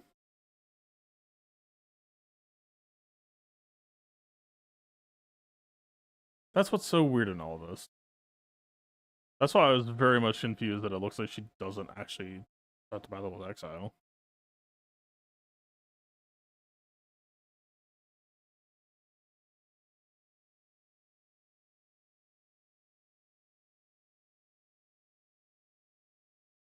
The resilient defense is the buff, so this could be coded as like a negative thing, so maybe it bypasses exile.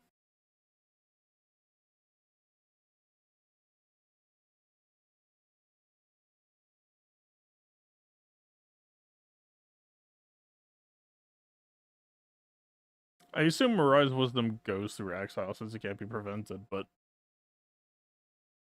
yeah, so you literally don't even get the turn meter for her first turn if she doesn't have turn 1 this is so bizarre.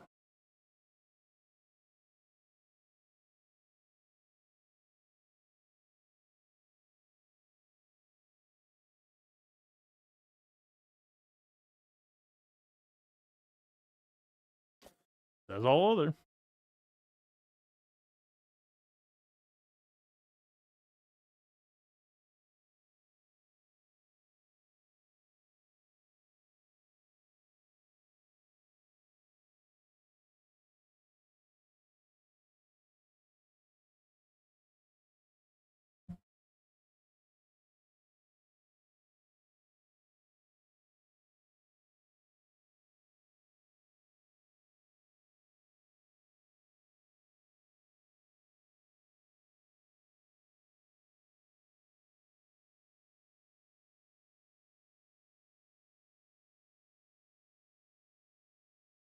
So the team has the promise of percent health immunity, but you still don't ship with it, and it seems like it's going to take a while to roll out. Like, I still imagine that we're still kind of incentivized to be like in this direction.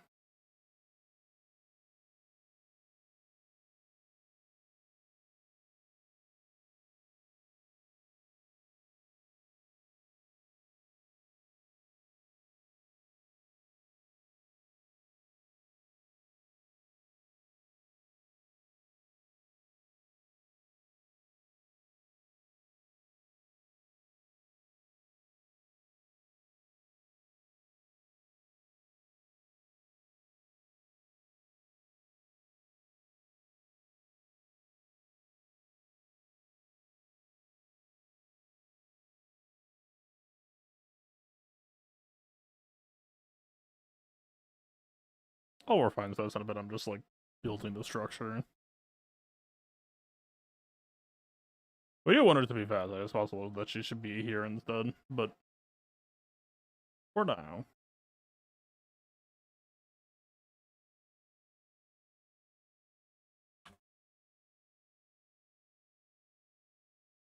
Okay, she is a lot faster than him.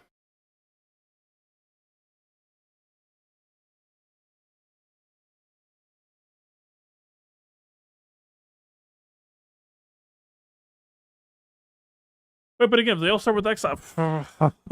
This fucking team, dude. If they all start with exile, then you.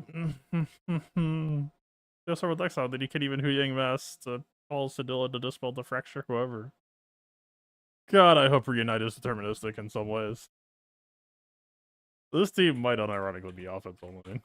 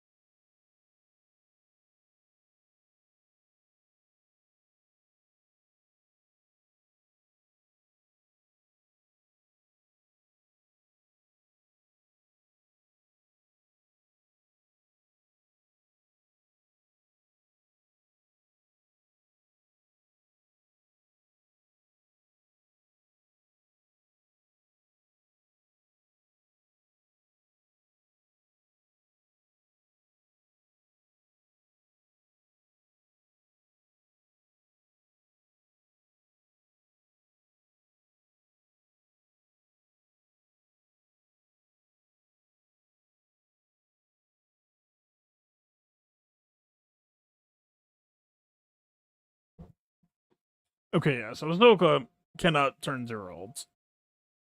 Assuming she does not start with Reunited Exile. So we're looking more like turn 2. But turn 2 for a GL is not all that far off if you able to, like... Oh, say, rip off 50% turn meter with General Sedula. Type shit.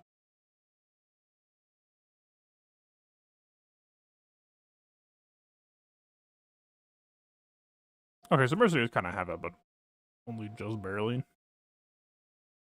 I do not remember you. That build was a decent point of interest for Balin and offense, so it will be kind of impactful. Is it what here? It might be on TW Omicron. Or is it just because it mentions protection disruption?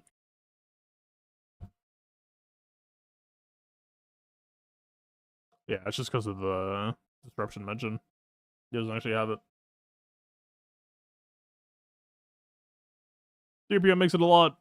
Calcusted makes it a lot.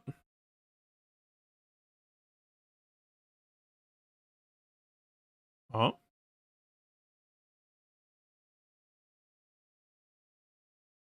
Or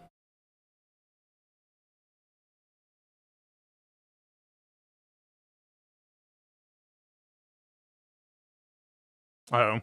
Kind of like Shin. Not all that crazy. Guys, I think gives us the tanks to start a battle.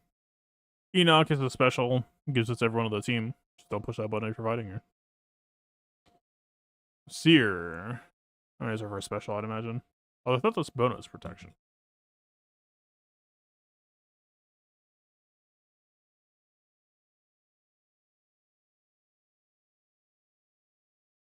Okay, so that's 5 procs for Ahsoka. That would matter.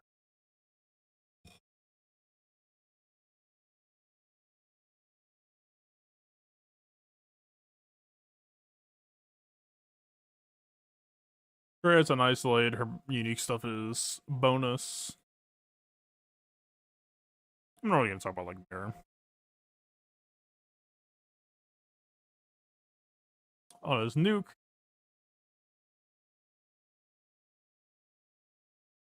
I assume it's her first special, but like where?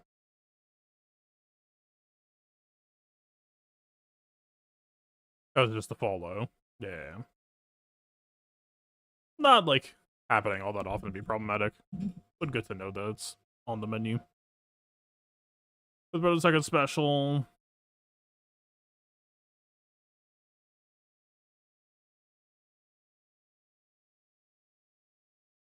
I assume it's this, but where?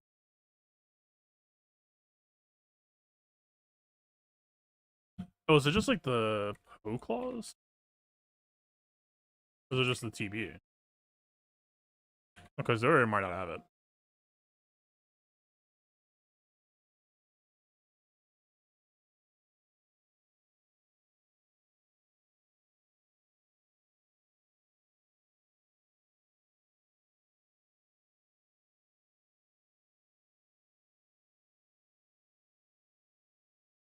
Maybe on me, maybe? Yeah, it's just for calling out hitting people with it, not that he actually does it. Spread, of course, calling out. Nobody uses them anyway.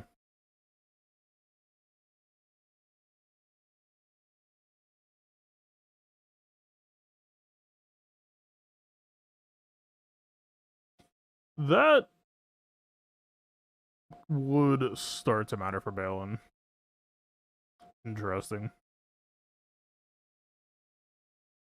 Now, Spectres don't attack at a turn all that often. It's just like Huyang Mass General Sedula Basic. Oh, okay, once Ezra flips. That's true. Yeah, Balin. Assuming that Balin has eyes for Ahsoka, I don't might have to be a cut.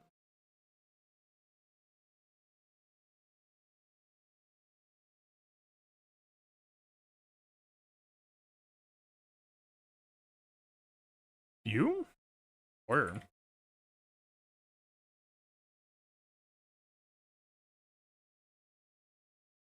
I forgot about that.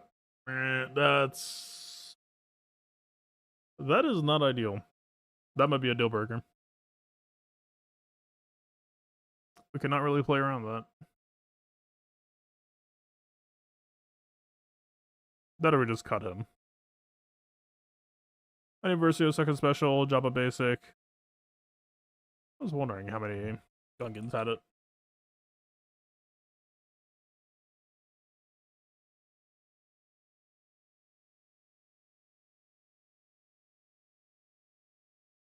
It would appear they do not. I mean, I know they have the blood protection scaling version, but that doesn't mean that they still don't have it. Anakin gets it on his AoE, Cal makes it on his swap, MK second special on lead and ult, Jolie, his unique, puts on everything, second special. I really doubt that he's gonna be a contender for fighting Ahsoka, but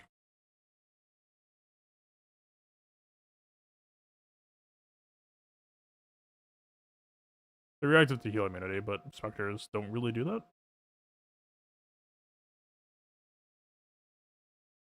That would be too dark side. Cam, I have to imagine, yeah, it's what he got for losing his taunt on defense stance. Is it just his first special?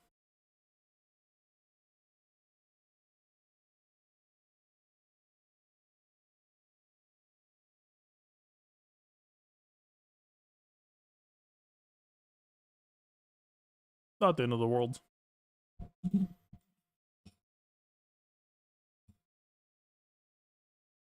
Is it like shooting supports with basic? It is. Well, no. I did not finish.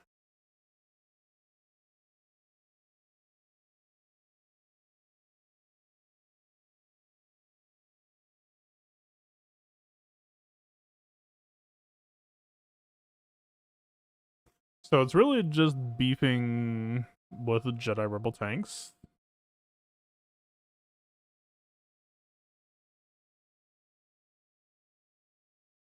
So if it was really that big of an issue, like, hey, if you bring Jedi Rebel tanks, you're really not proccing this all that often.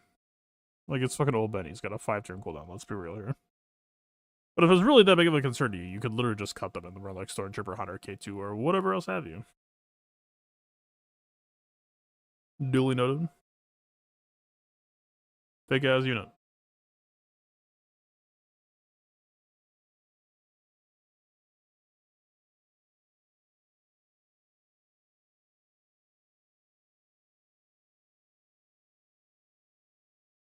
Yeah, that seems bad. Decidedly so.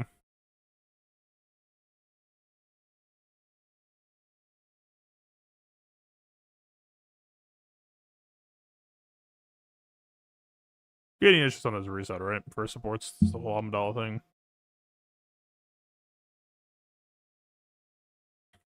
This could be a relevant future thing. Reaction ability to herself, Grand Arena Omicrons. God, it would be funny if skipping Omicron actually like opened up a counter. So if you took the Omicron, you were donating the Ahsoka team almost 100% offense, if I recall correctly.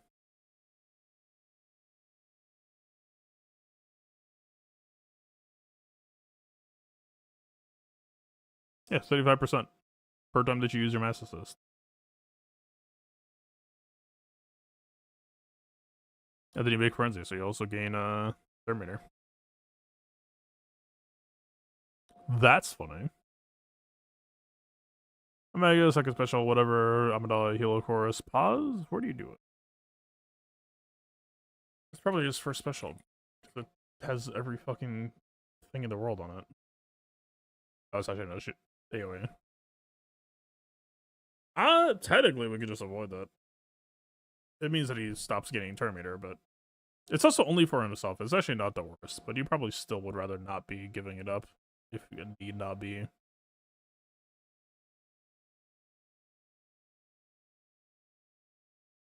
I mean, that Qui-Gon clause is already like a deal breaker, but just for morbid curiosity's sake at this point.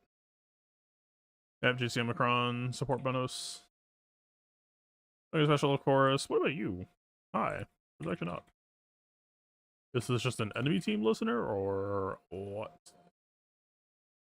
Looks to be. Yep. You behaved yourself.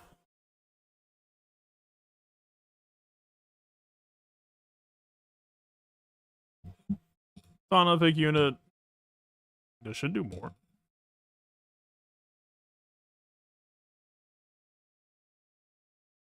All mercenary allies gain a 30% protection for 2 turns. Less than ideal.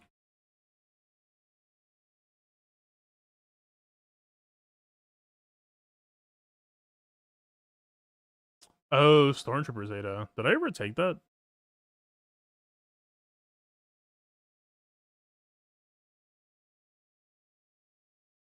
I don't know if I did.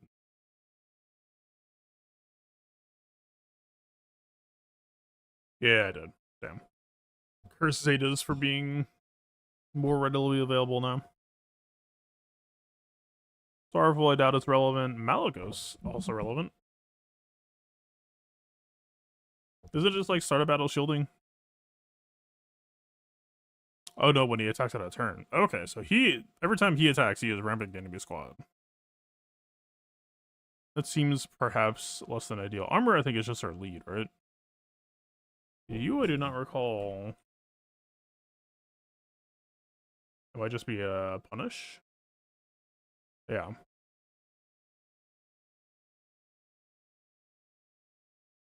Special. Special. Special.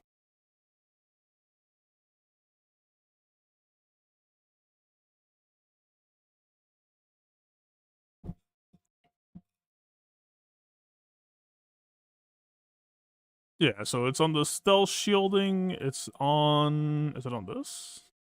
Resist tanks taunt. So every time you mass assists, you feed your tanks. But Zori is typically in a position where if Zori gets to play the video game, the enemy team is not.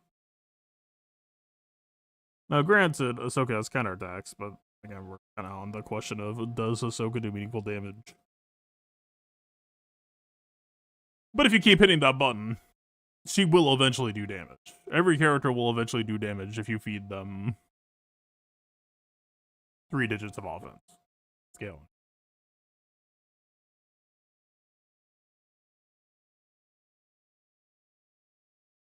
Okay.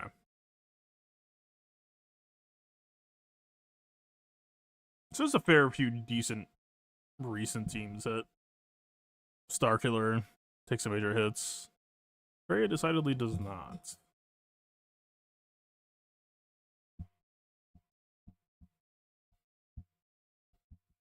Let's keep that in mind. Last I met, it was like a little bit more than I was hoping. Amidala seems pretty thoroughly shut out.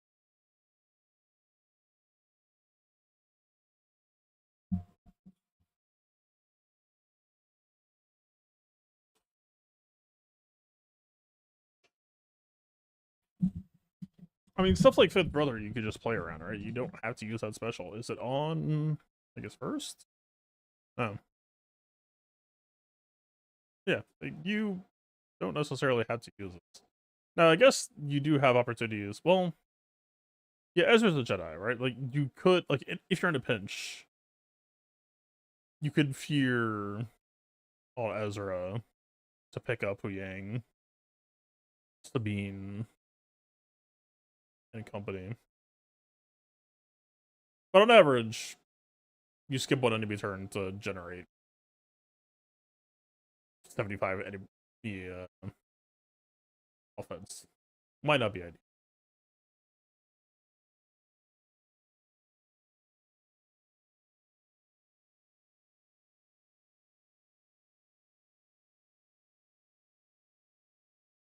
It feels like the fundamental question this team is asking is, can I get to this point where I can increase your cooldowns, and then can I try to kill you when you're on cooldown? Because there are a fair few teams, like Bo-Katan especially, where their whole thing is they have a startup battle rotation to get set up, and then they don't actually do anything from it. So they're actually kind of just biding their time. That, like, getting our cooldowns increased isn't entirely the end of the world. Also, just a point of curiosity, real quick. Is this block Jedi only? That is not Cal.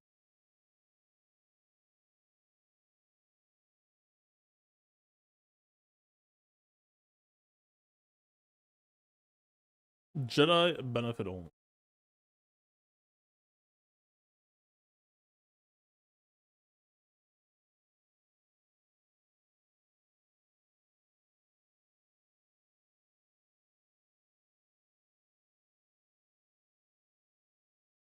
But also the nature of setting cooldowns to max is it also kind of begs the question of Okay, which characters just have low cooldowns? Lessons, I think, is only like 1 turn cooldown, right? So, like, increase the max isn't even that big of a deal. You just go back to playing JML. Even if you didn't have Cal. We do have Cal, so like, that would really happen regardless. But that's the goofy thing about Cal is like, is this a matchup that's just daring you to not use Cal's best button?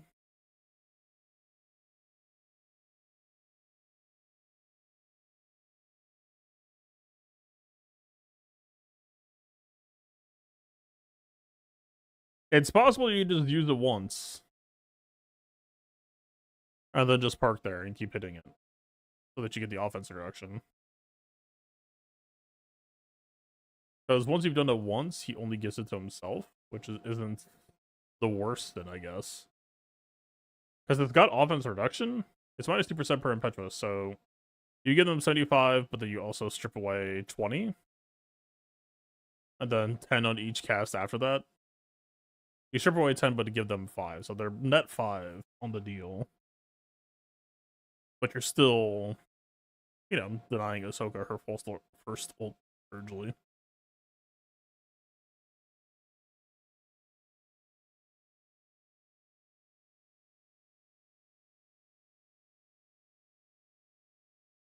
Huh.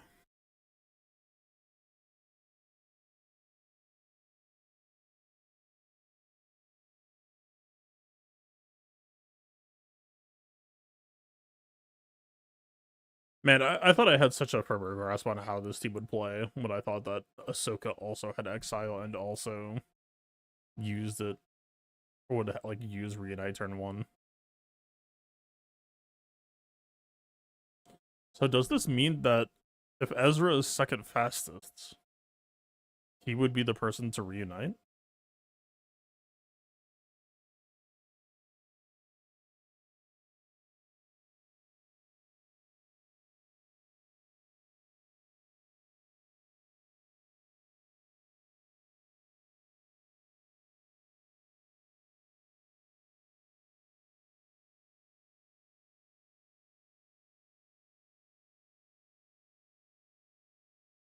The bonus turn is only on Purga migration, right?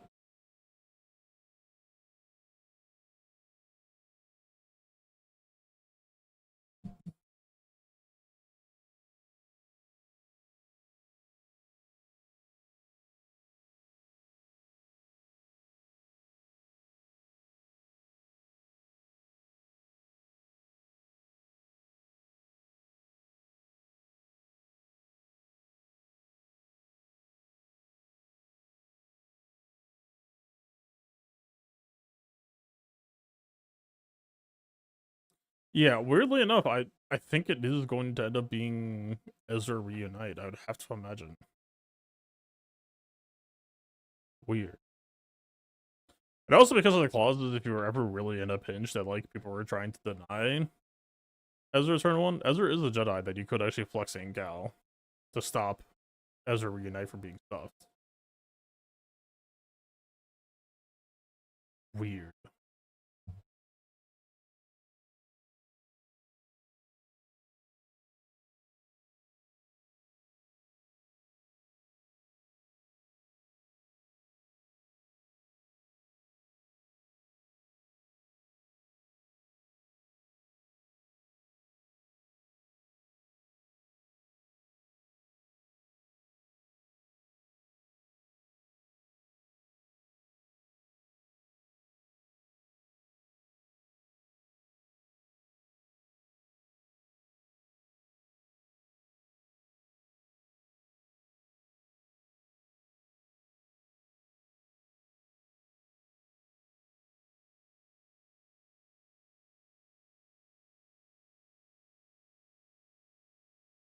It really bothers to do it because I don't bother or don't like it. But is there a way that I could just like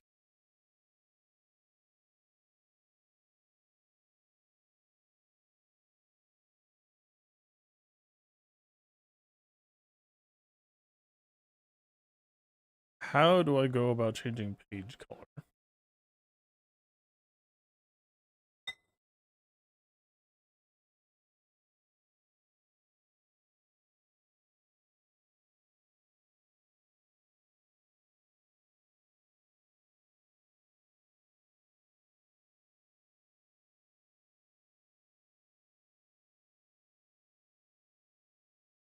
Rapidly losing interest. All right, whatever. Y'all's eyeballs can burn.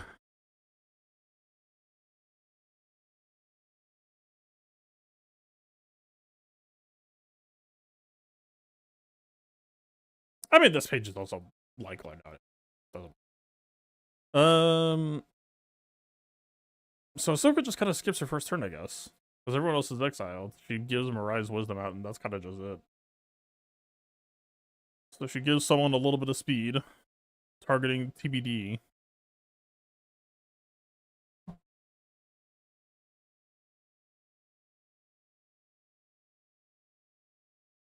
So reader isn't a double dip for herself, it's only for the other person, and it fizzles because of exile.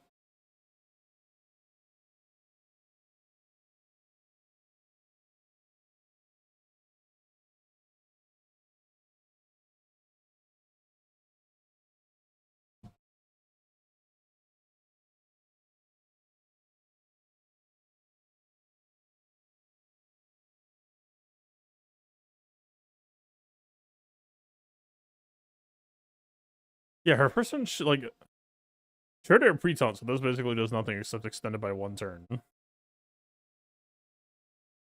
Like, no, Ezra's not gonna have this, so this doesn't happen. First part didn't happen, so this doesn't happen. I imagine she's not gonna have this because General Syndulla won't have gone yet.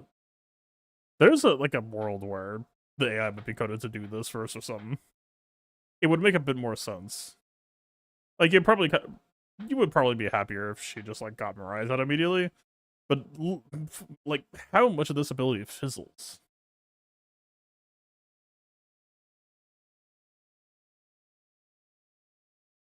Is this just like a Datacron hook, by the way? Like, she doesn't really make it anywhere else, right? I don't think anyone else in her team does, except like General Syndulla, but she's mostly just...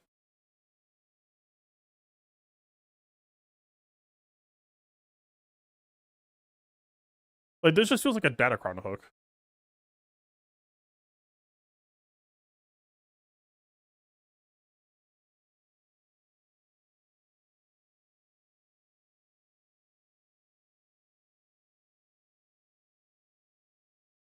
She's a Nufu, so this does give her defense up. What about tenacity?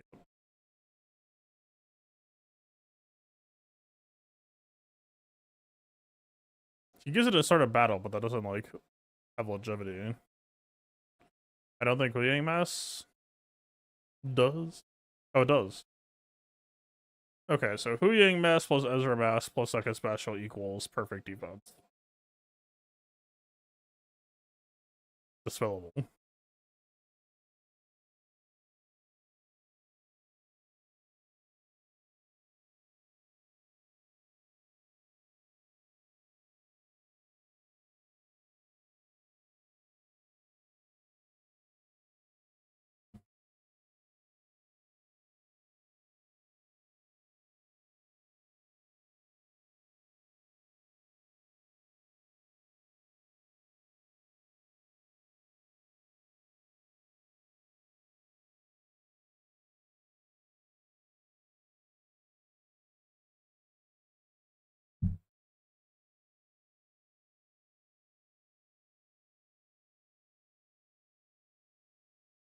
It is just a first special, right?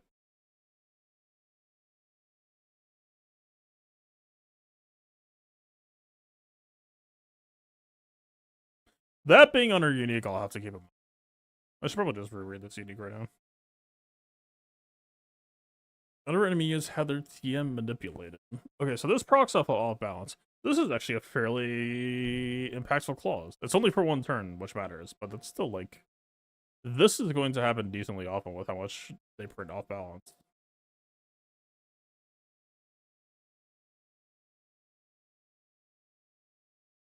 Yeah, Generous Syndulla needs to live. We are very interested in keeping this.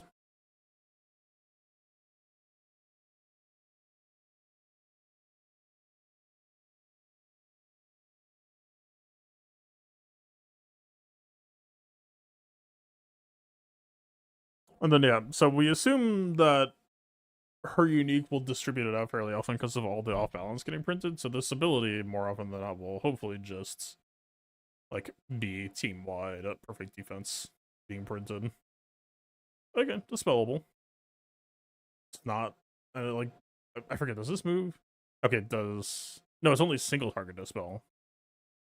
Like if you have like AoE shock out, only one person actually gets it.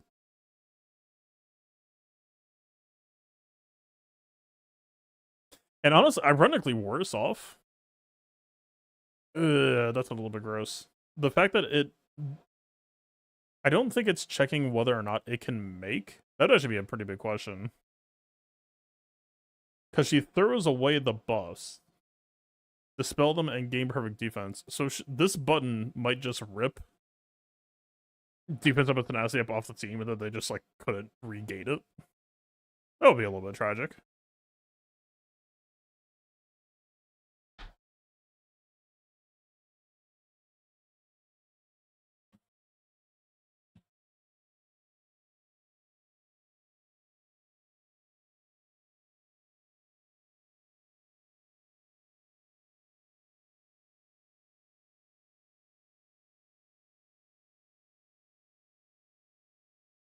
We're double checking now because it could have impacts.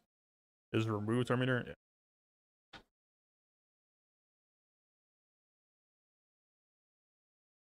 Okay, so like General Stula again, fucking 2024 CG. Here you go. The invisible text on this ability is this says remove 50% Terminator from all enemies. So for every time that you proc this, you give people on your team one turn of tenacity of a defense up.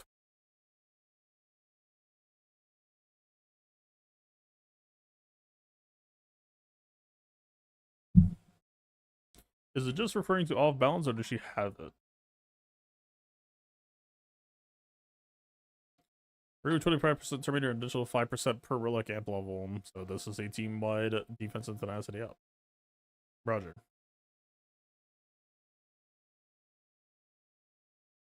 So pinned is actually, it's not counter synergy, but it will modify your synergy. Like obviously you're pretty happy to block Terminator all the time, and you can still like off balance. It's not like they can't lose Terminator. But worth keeping in mind.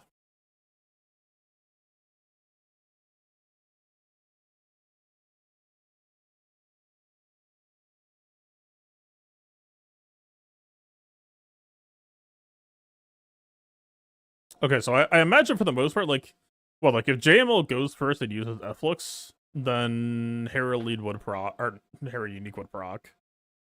Give this out, and then Ahsoka using this first turn would. She would probably have it and then make perfect defense, so she would get a little bit of self benefit. But yeah, for the most part, if she uses this button first, not doing much.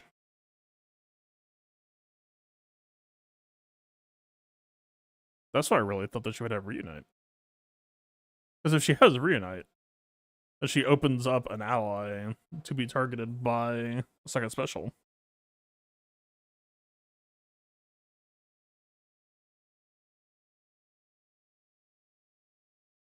Odd.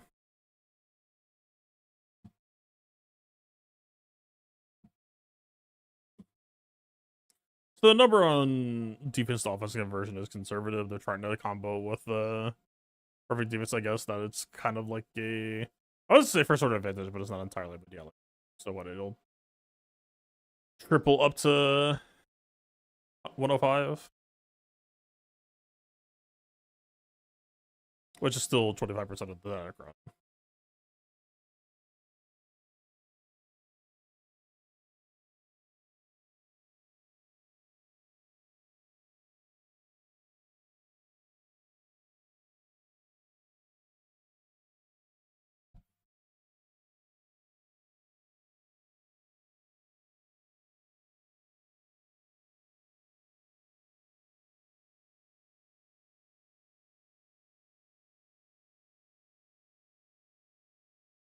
I don't remember whether he made protection up or not.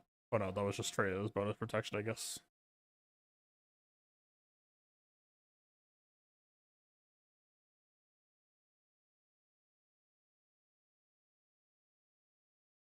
Hmm.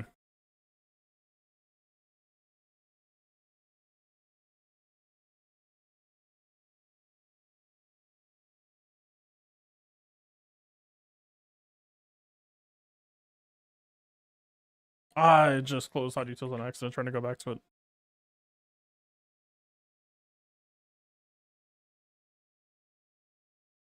Did it catch? Probably.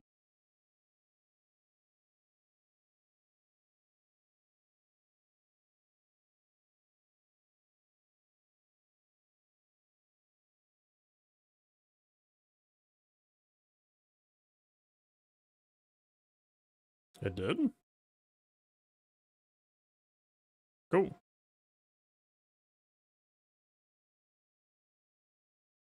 Okay, so that's where we left off.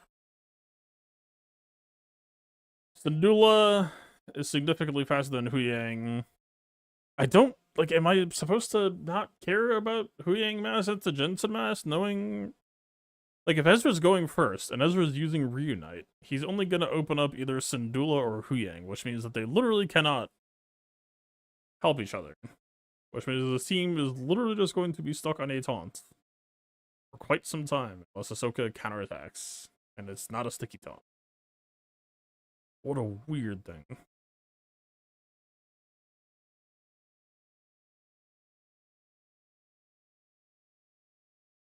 So Ezra using it.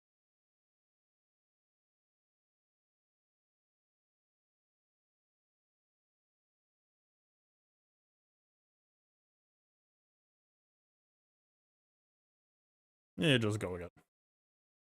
Technically, it's also Purgil to him. Actually, him generating Purgil off of this, assuming that he gets to go, isn't just like SLK poked or whatever. Well, but she would be pre-taunting, so he wouldn't get to do it. It would have to be like Huck swapped back to SLK into SLK poke Ezra, just like try to stop him.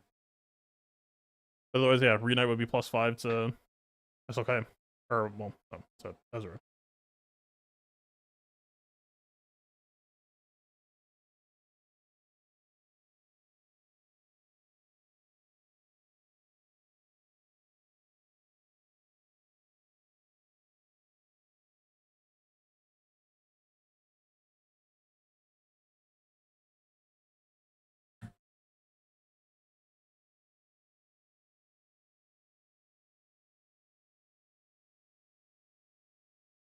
Is there, depending on Reunite targeting,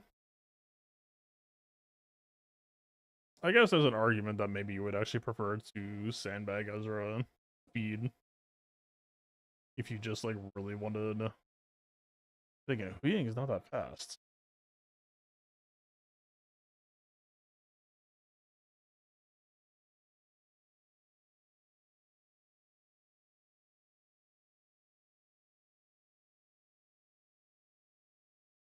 Am I crazy or didn't we used to be able to see speed on .gg when looking at characters on this page? Am I nuts?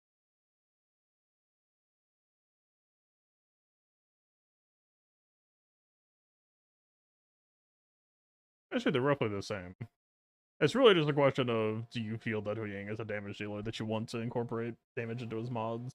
Are you willing to give it up for speed or bulk or whatever?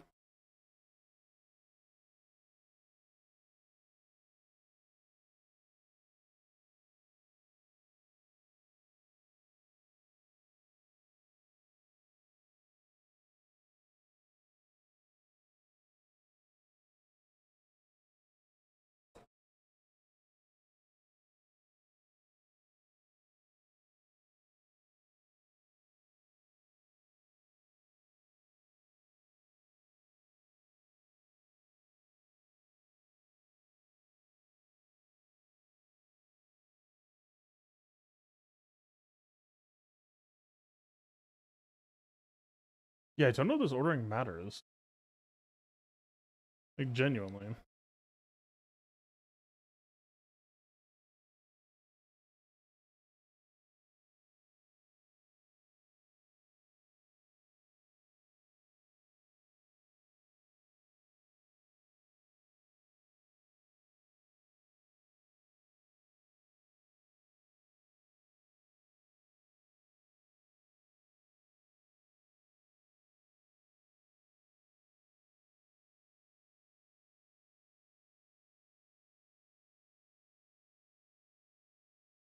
Seriously? Aww.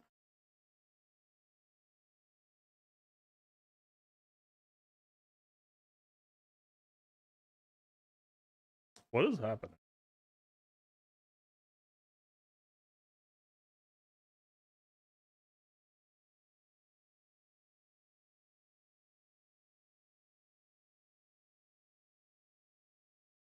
Yang is suddenly faster than her?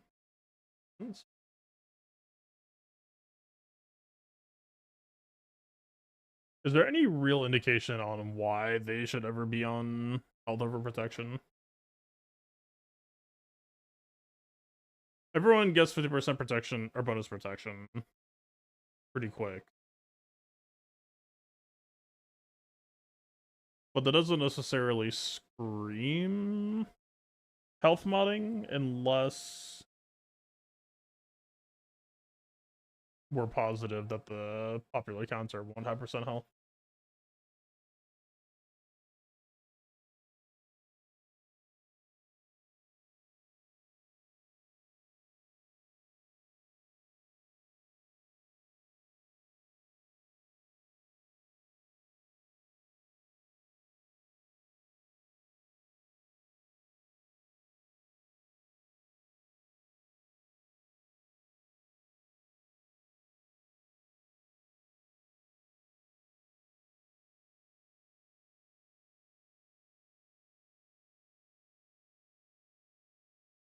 The goofy thing is, I guess with deflective ward and deflective target, you're almost kind of like, because you can't trust your team to not like play around it, you're almost hoping that like your team gets to go and they get counterattacked or something to be able to like force it to proc. It's kind of like the ideal hope. But again, like if they use an AoE and get counterattacked a bunch, well, AoE counterattack would work. It's just that AoE would fizzle all the wards onto one person. That is another question that needs to go down.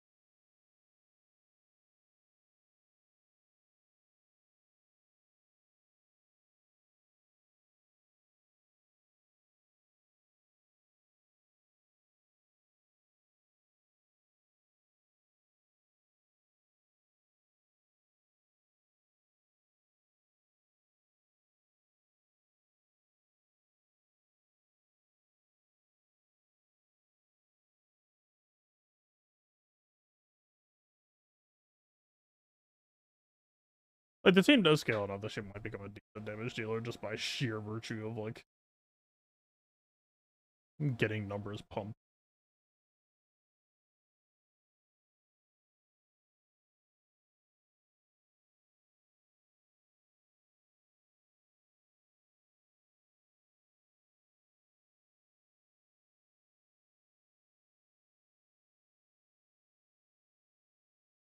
Huyang does not give a shit about Ufu. Okay, Huyang scales Ezra protection, but I don't know if that 100% protection is like, I don't think that's drop everything and shift Ezra off of health tier. Why do I have Ezra on health though? What am I not thinking of?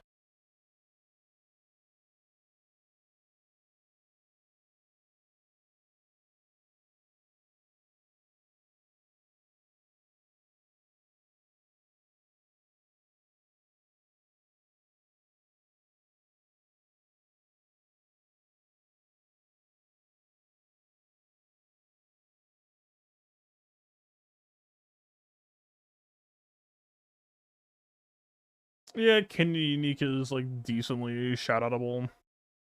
The team is not heal block immune or shock immune.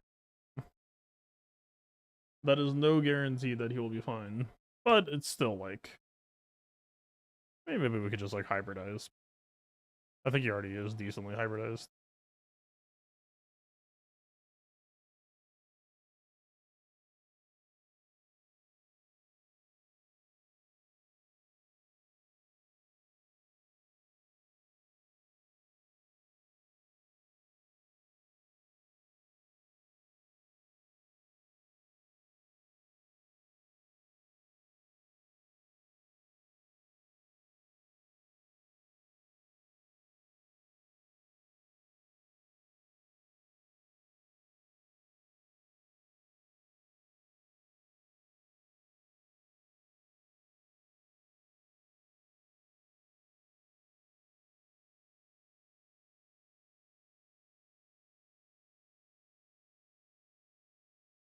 Because I realize about the spell and then gain 10% turn meter, but there's no way we cheat that out, right? That actually has interactions with like resilient defense on Ezra. That's kind of cool. That's sneaky.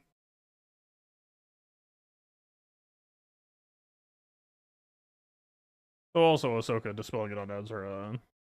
Like again, if she had reunite, then she could reunite on Ezra. Well, Ezra wouldn't have. Is this a pre-taunt? I don't think he does, right? We just have him pass so he taunts early. But she will be going before him. So he won't have it. Yeah, it's her return. Either way, yeah. For bits after that. Does he build it any other way?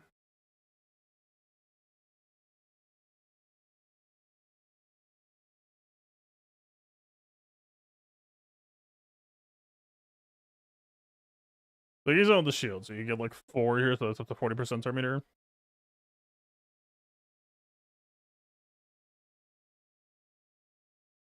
Yeah, that's like a pretty good thing to be doing.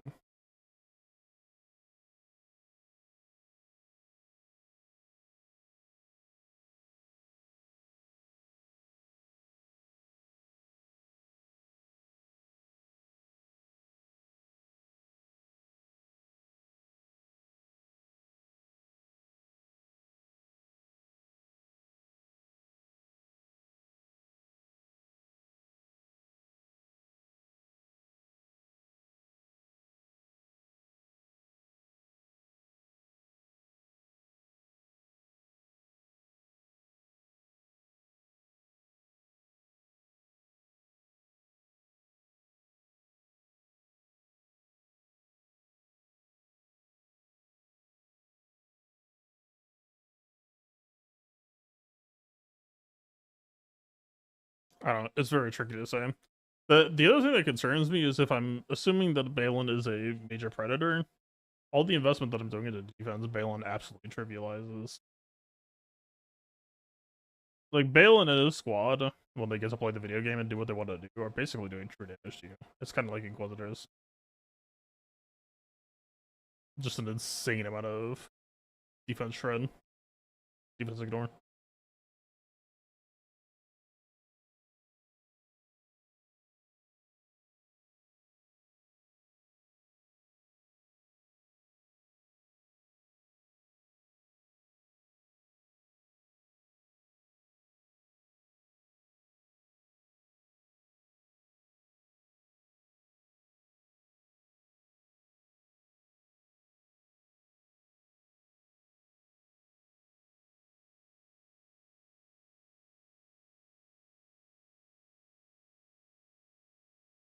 I imagine Ezra is ideal.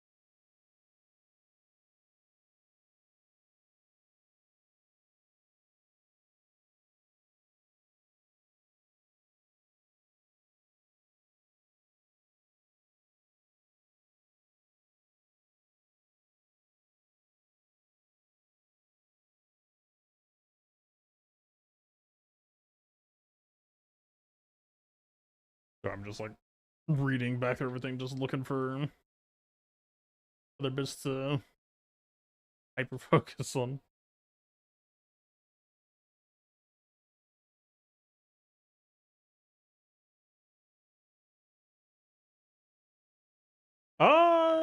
There's a very real world where I don't actually mod you this way at all, and you might actually just have enough damage scaling. I might just mod myself being like this. To be honest. This woman is going to be stacking like 50% crit damage at a time, given the opportunity. And Fulcrum each time they dispel tenacity, but defense up for perfect defense too. Oh, I should reread Fulcrum through the lens, that's true.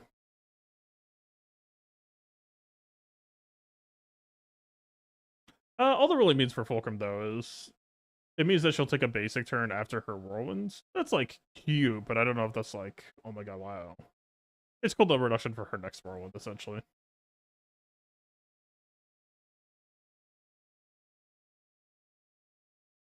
Although, it specifically says Dispel, this could be a legal use moment.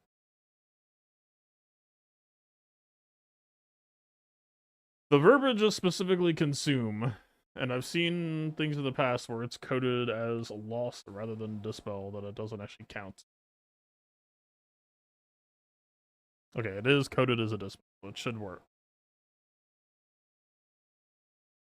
It should be fair game.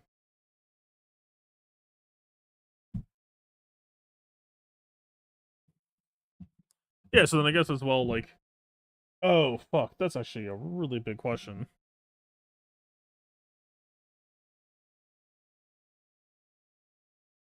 But does Hera say doesn't already have it? Does Hera say doesn't already have it?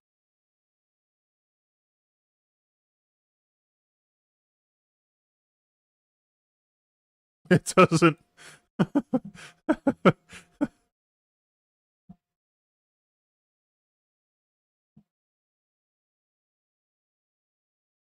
Oh my Jesus fuck.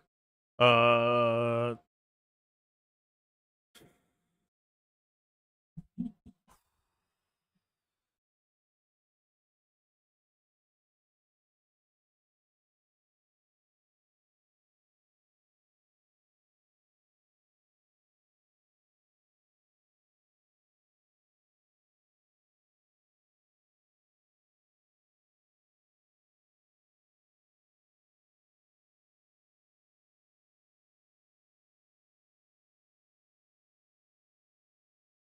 yeah. I feel like we've been here before with some characters in the past, but the stakes are a little bit larger this time.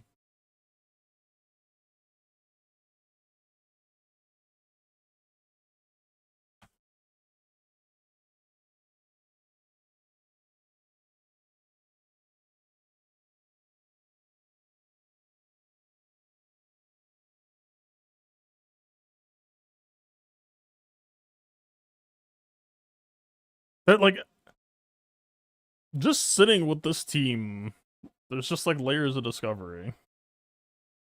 That's the weird thing about 2024 CG. It's like a I mean, Onion is the more I was gonna say it's like a gift to unwrap. It's kind of both. They tuck away a lot of shit that's rewarding to find.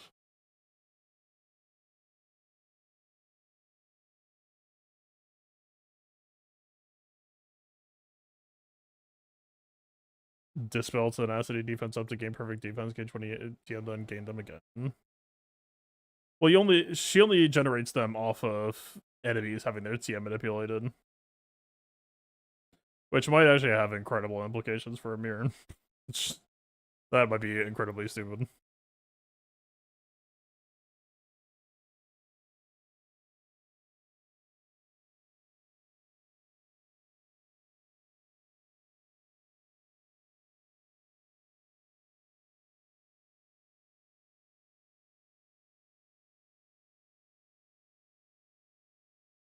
Yeah, it's enemy TM manipulation, but again, like, keep in mind off balance. Off balance makes so much more sense to me now. Off balance is not about. It's like it's not quite Finlead. What is it like? There's a recent squad that made. Like, the point isn't the point, right? The point is that you are proccing Hera unique by manipulating their TM with off balance. The quantity doesn't matter, because the quantity doesn't seem too great, right? Like, it's like half an expose and some TM loss. But you're hitting this shit.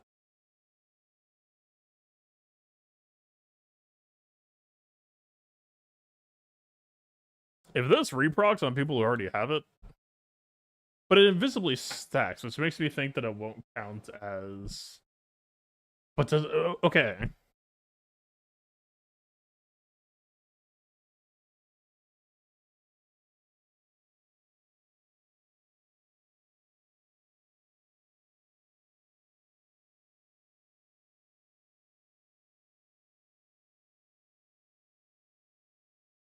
Okay, the plug and play field just opened the fuck up. Well, I don't know if there's people who actually do it. Like, for example, isn't this like, yeah, each instance of damage removes 10% Terminator, so like, if she successfully gets the move off, that's just like, if it stacks this way and creates TM bombs, a move like this that removes TM 15 times, that's a lot of value to gain out. Is that worth cutting a Spectre? I don't know. Remains to be seen, but that's just like an example.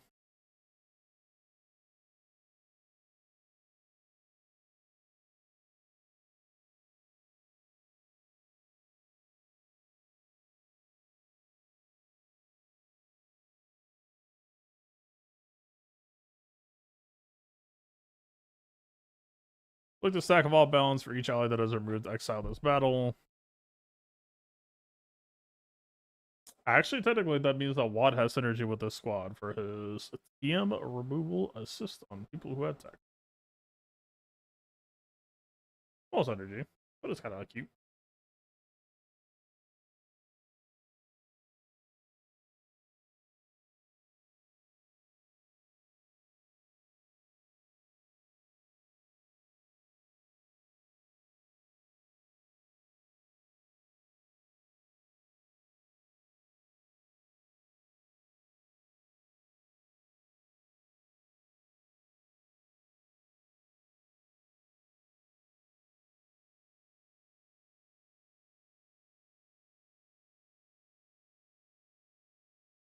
This also actually means that patience, depending on how burn combos incoming. Well, actually, technically, we can test this now, right? Oh, but it won't be clear if it invisibly stacks because it doesn't convert to Terminator until Ahsoka's out. So, like, impatience generates large quantities of small amounts of Terminator.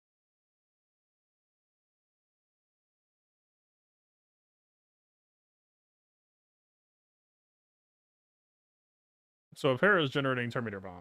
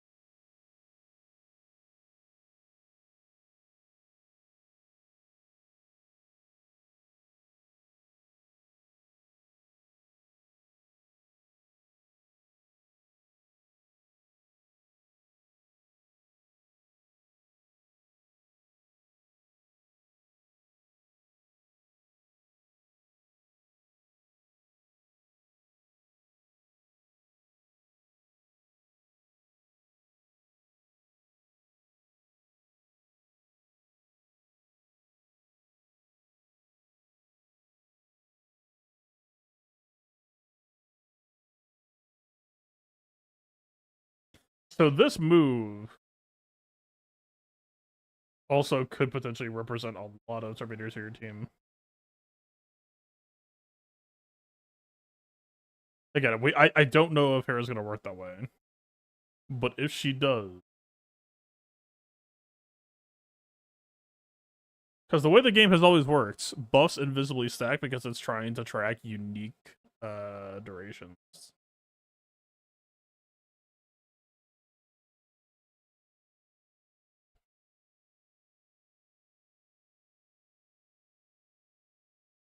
That's why characters like Geonosian Spy and Boba can create really big nukes off of a character that seemingly only has like 1 or 2 buffs. Or debuffs.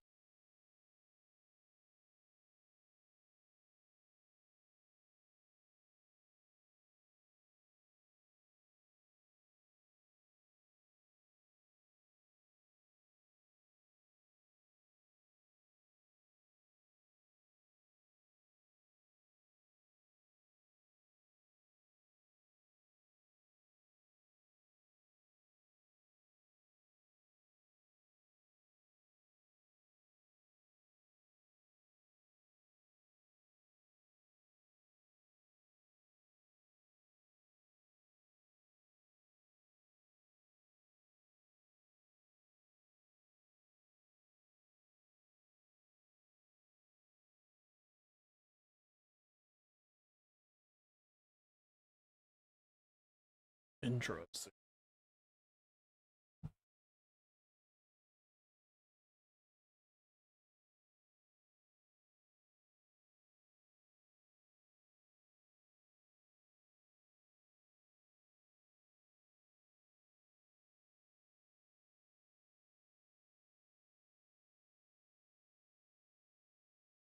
Okay, the one interaction it does have with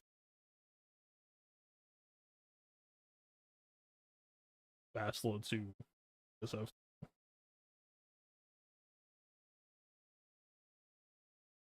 The EM removal reproc. Which obviously Ahsoka is probably pretty happier in that trade. Where is it? It's the same thing that was well, yeah. It looks so goofy.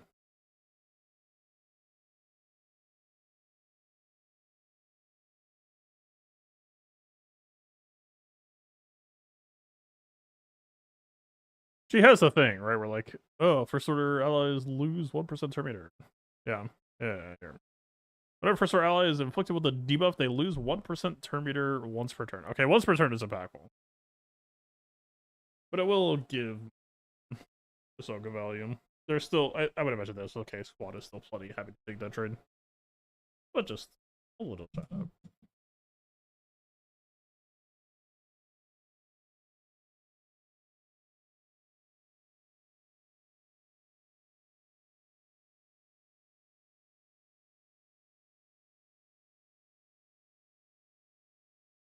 So where are we even at right now?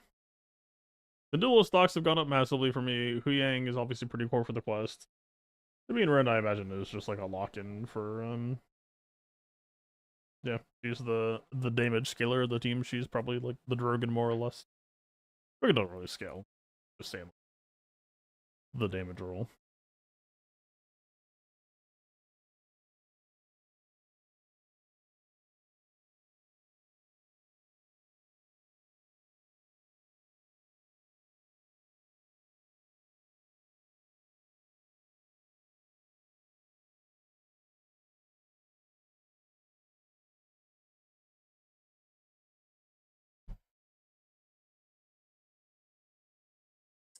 Do I see anything interesting here with fresh eyes?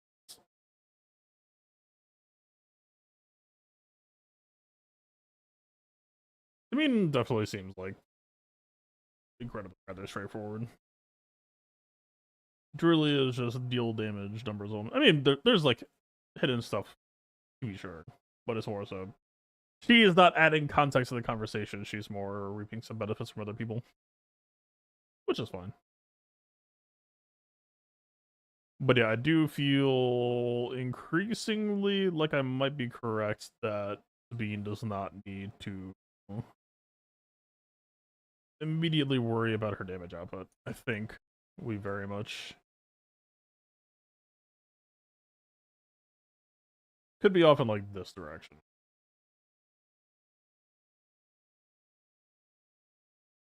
She has so many opportunities to scale. I don't see why not just builds her to have a better chance of reaching that point.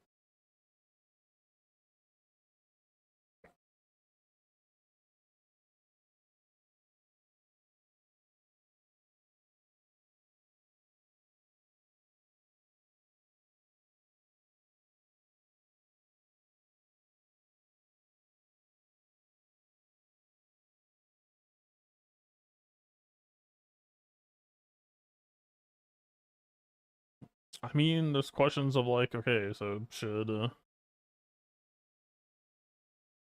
like, okay, so what's the situation? Both are pretty set on Crit Avoid and Tenacity.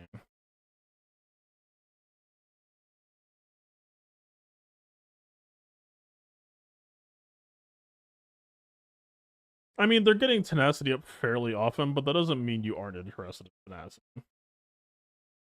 We don't know what her base is, of course. Um,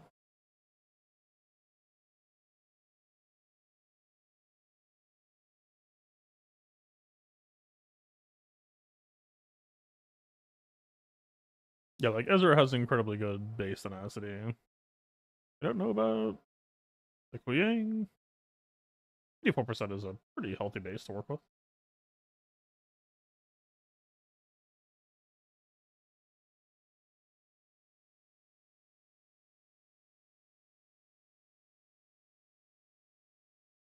So this squad is definitely within splash range if they need to be. But what matchup would make you wish you had it?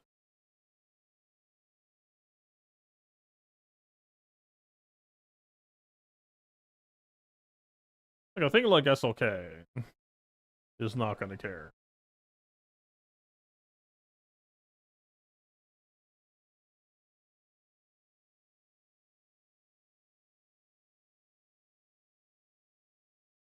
Do we have pictures back? No.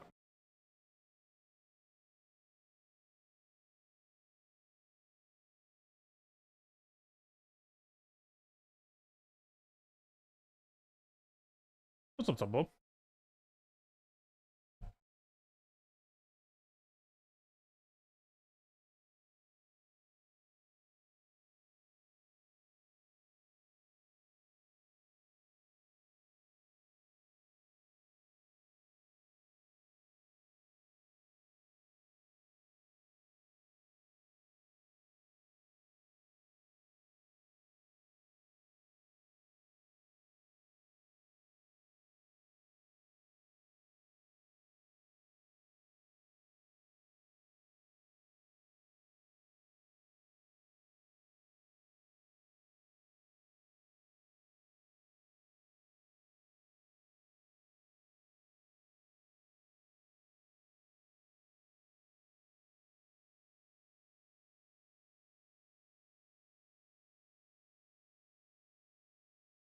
Is there anything fun to think about here?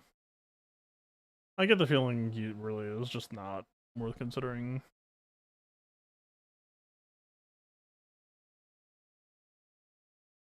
But this is kind of cute that this does represent some amount of meter, but it's not like shared to the squad.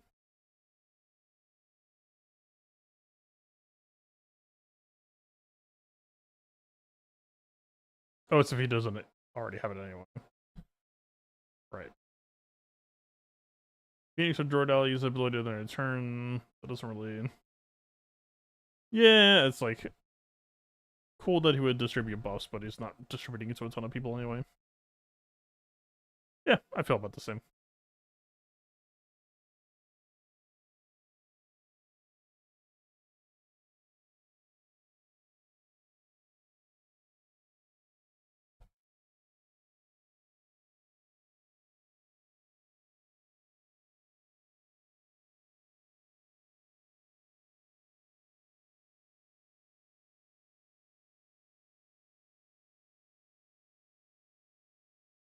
The weird that I actually don't want to give the highest priorities to Ahsoka's bulk. Definitely more towards like General Syndulla now. Like Syndulla might be the priority target, almost. Obviously, like Sabine if you could take her.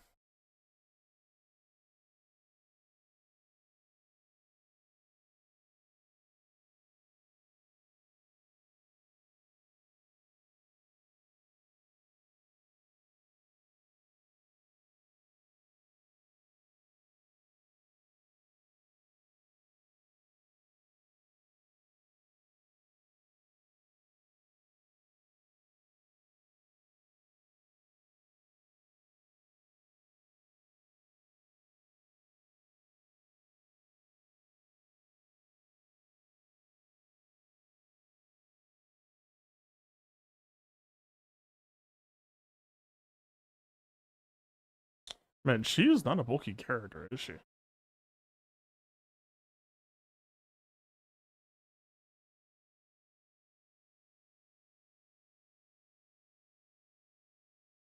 Man, okay. Man, it's all starting to catch up to me because, like, now we're in the season where we're going to start talking about relic investments past Rex.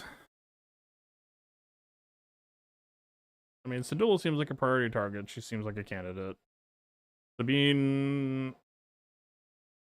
I might take a lesson from the first time that I built a team that I felt really good about Sabine being in. She's squishy as fuck. She was, and I imagine she will still be, but she might actually become an R9 candidate sooner or later. I really need to do the assault battle stuff. I feel like Huyang to R8, Sindel at least to R8, but like depending on the answers to these questions, she might become an R9 candidate just because you need her to stay alive for value. Like, ironically, going into Monday, the character that I feel least compelled to R9 is Ahsoka. We'll see how things flow. Obviously, she's a GL with a tank class, with a tank relic scaling.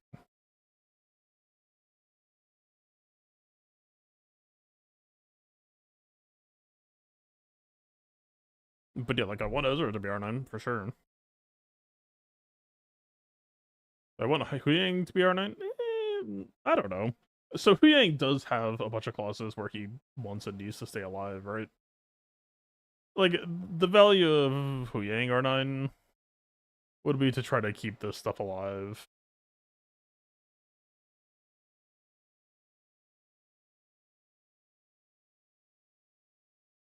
Yeah, you only remove the max stack limit while he's alive.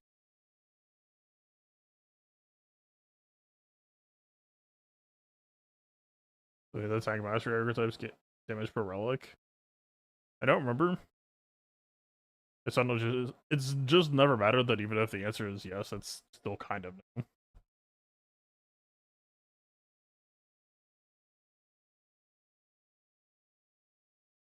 Like, as you tank might gain like crit damage or something. Dodge, health and protection.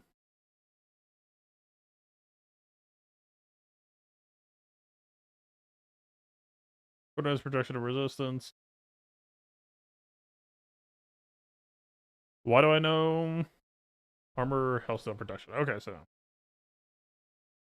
I don't know why I know the mastery resistance tank so well. I mean, JTR we know because of dodge and mastery stacking. Of course, we have to do. Huh.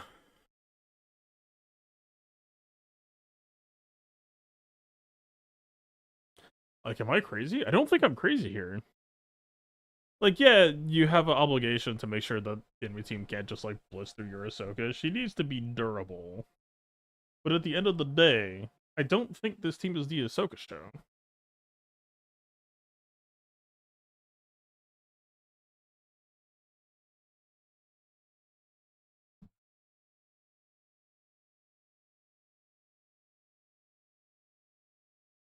Like, unironically, unless Ahsoka's dying, my gut is saying 8, already did 9 anyway.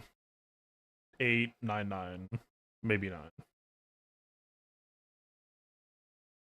Right, so you don't have to worry about her bulk. That isn't unironically good. That is true. If she has damage capabilities, you R9 so that you can cheat on bulk.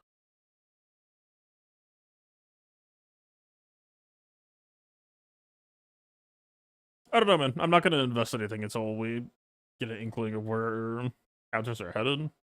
But this does seem like a fairly rewarding team to overinvest. Like, I've been working on mods for God knows how long for this exact type of occasion, right?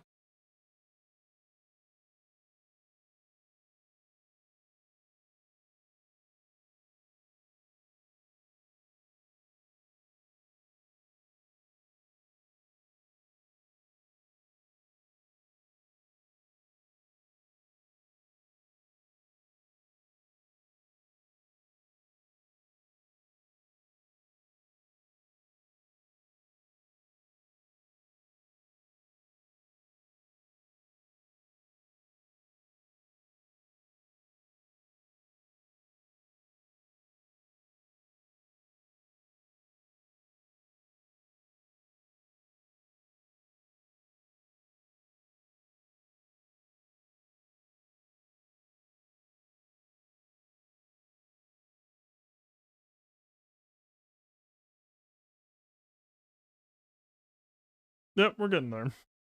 Still a lot of work left to do, but the collection is growing.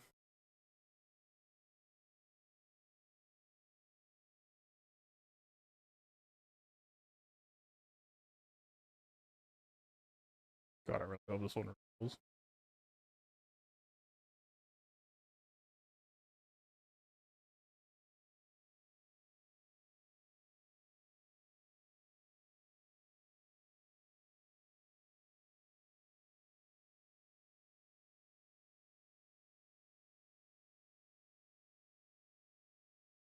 Huh. I forgot this one existed. I know. I'm kind of spent out, I believe. Yep. Dude, I need so many more of these materials. I need the episode to reset so we can get the fresh track.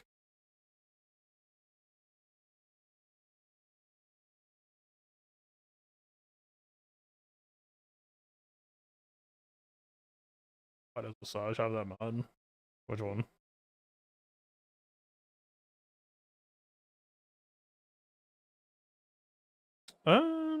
Question. I don't know what loader I have equipped right now.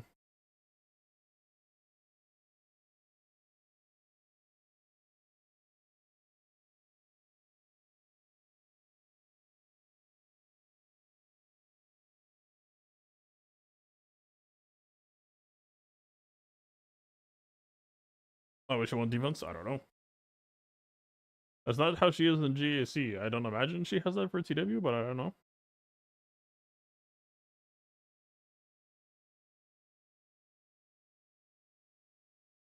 She's on the raid loadout.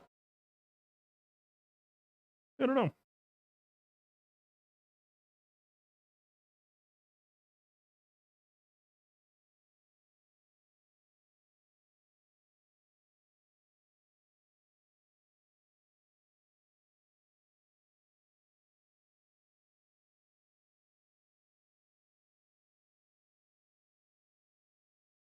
Yeah, I'm beginning to realize. Good God, man. I'm like, between Balin and everything, I am really hosed on relic mats. Like, truly just. I might even need to like spend raid materials because I don't know which gear Ahsoka's gonna use, but like even if I need to craft this shit, I doubt. Yeah, I have one. Oh,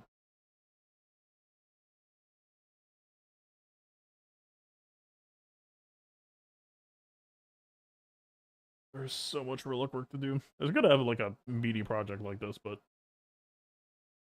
like potentially, I have 4 R9s I want to do and then 2 R9s I need to do.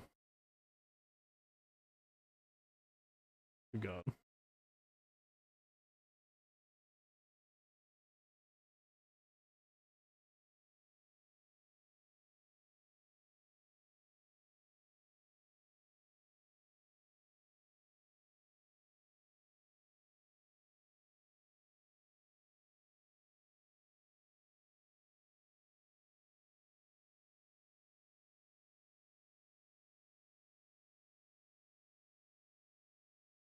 Also, I need more shard shop currency just in case.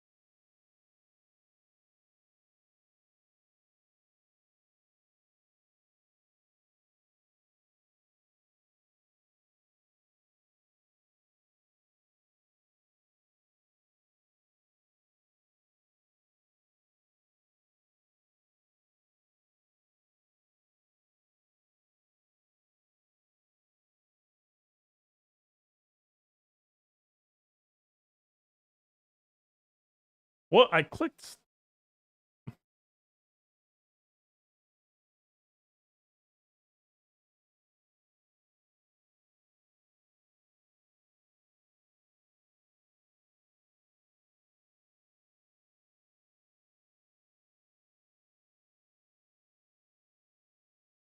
Unironically, should I be considering like what am I at? So if you happen to need 2 rounds of ult mats, wouldn't that put you at roughly 100k shard chop currency in the hole? I've got energy saved. The energy was like roughly half of 1200. I'll say that puts us at 6 out of 28.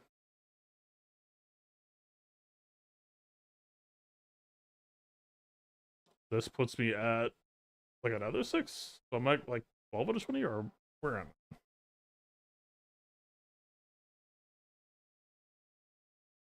No, that puts me at 17 out of 20. I have 129, so that puts me at like 18. So if we happen to need like 2,000 or 2,100 GL tickets, I need to do some weekend crunching.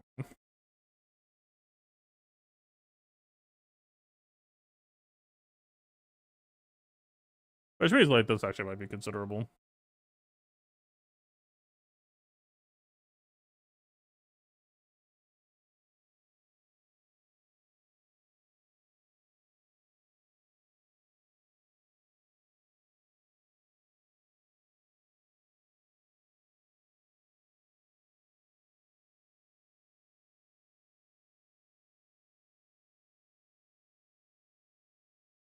So what I need to feel safe. So yeah, let's say right now I'm at like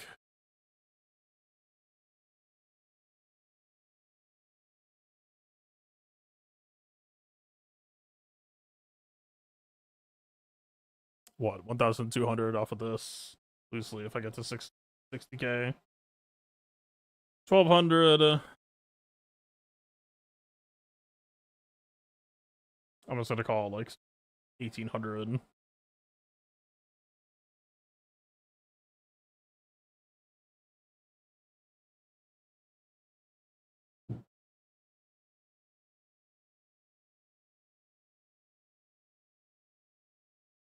Almost 1,900.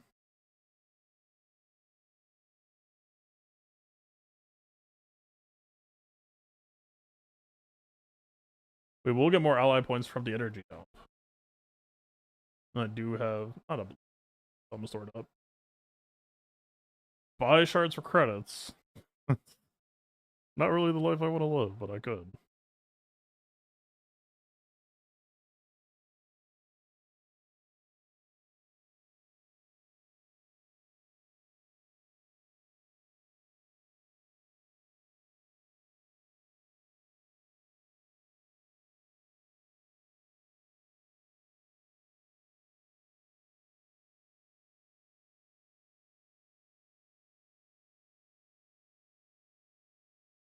I don't know. It's gonna be tight. I might actually miss the window.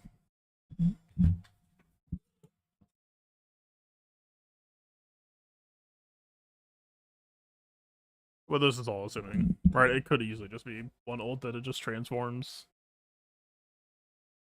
But I'm just trying to be ready.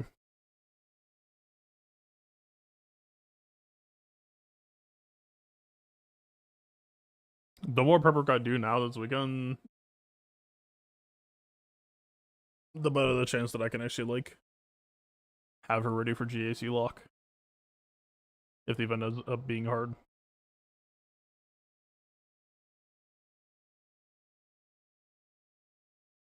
Alright, well, I actually feel like I learned a pretty good amount today. I got a healthy appreciation for a few more of the clauses flying around on this team. But also, we walked out with more questions than we already had. But yeah, I think I'm gonna hang it up. Y'all enjoy the rest of your weekends. We'll be back on Monday. The big day. I might do some television streaming sometime, but we'll see. I'm quite tired right now. Anyway, peace.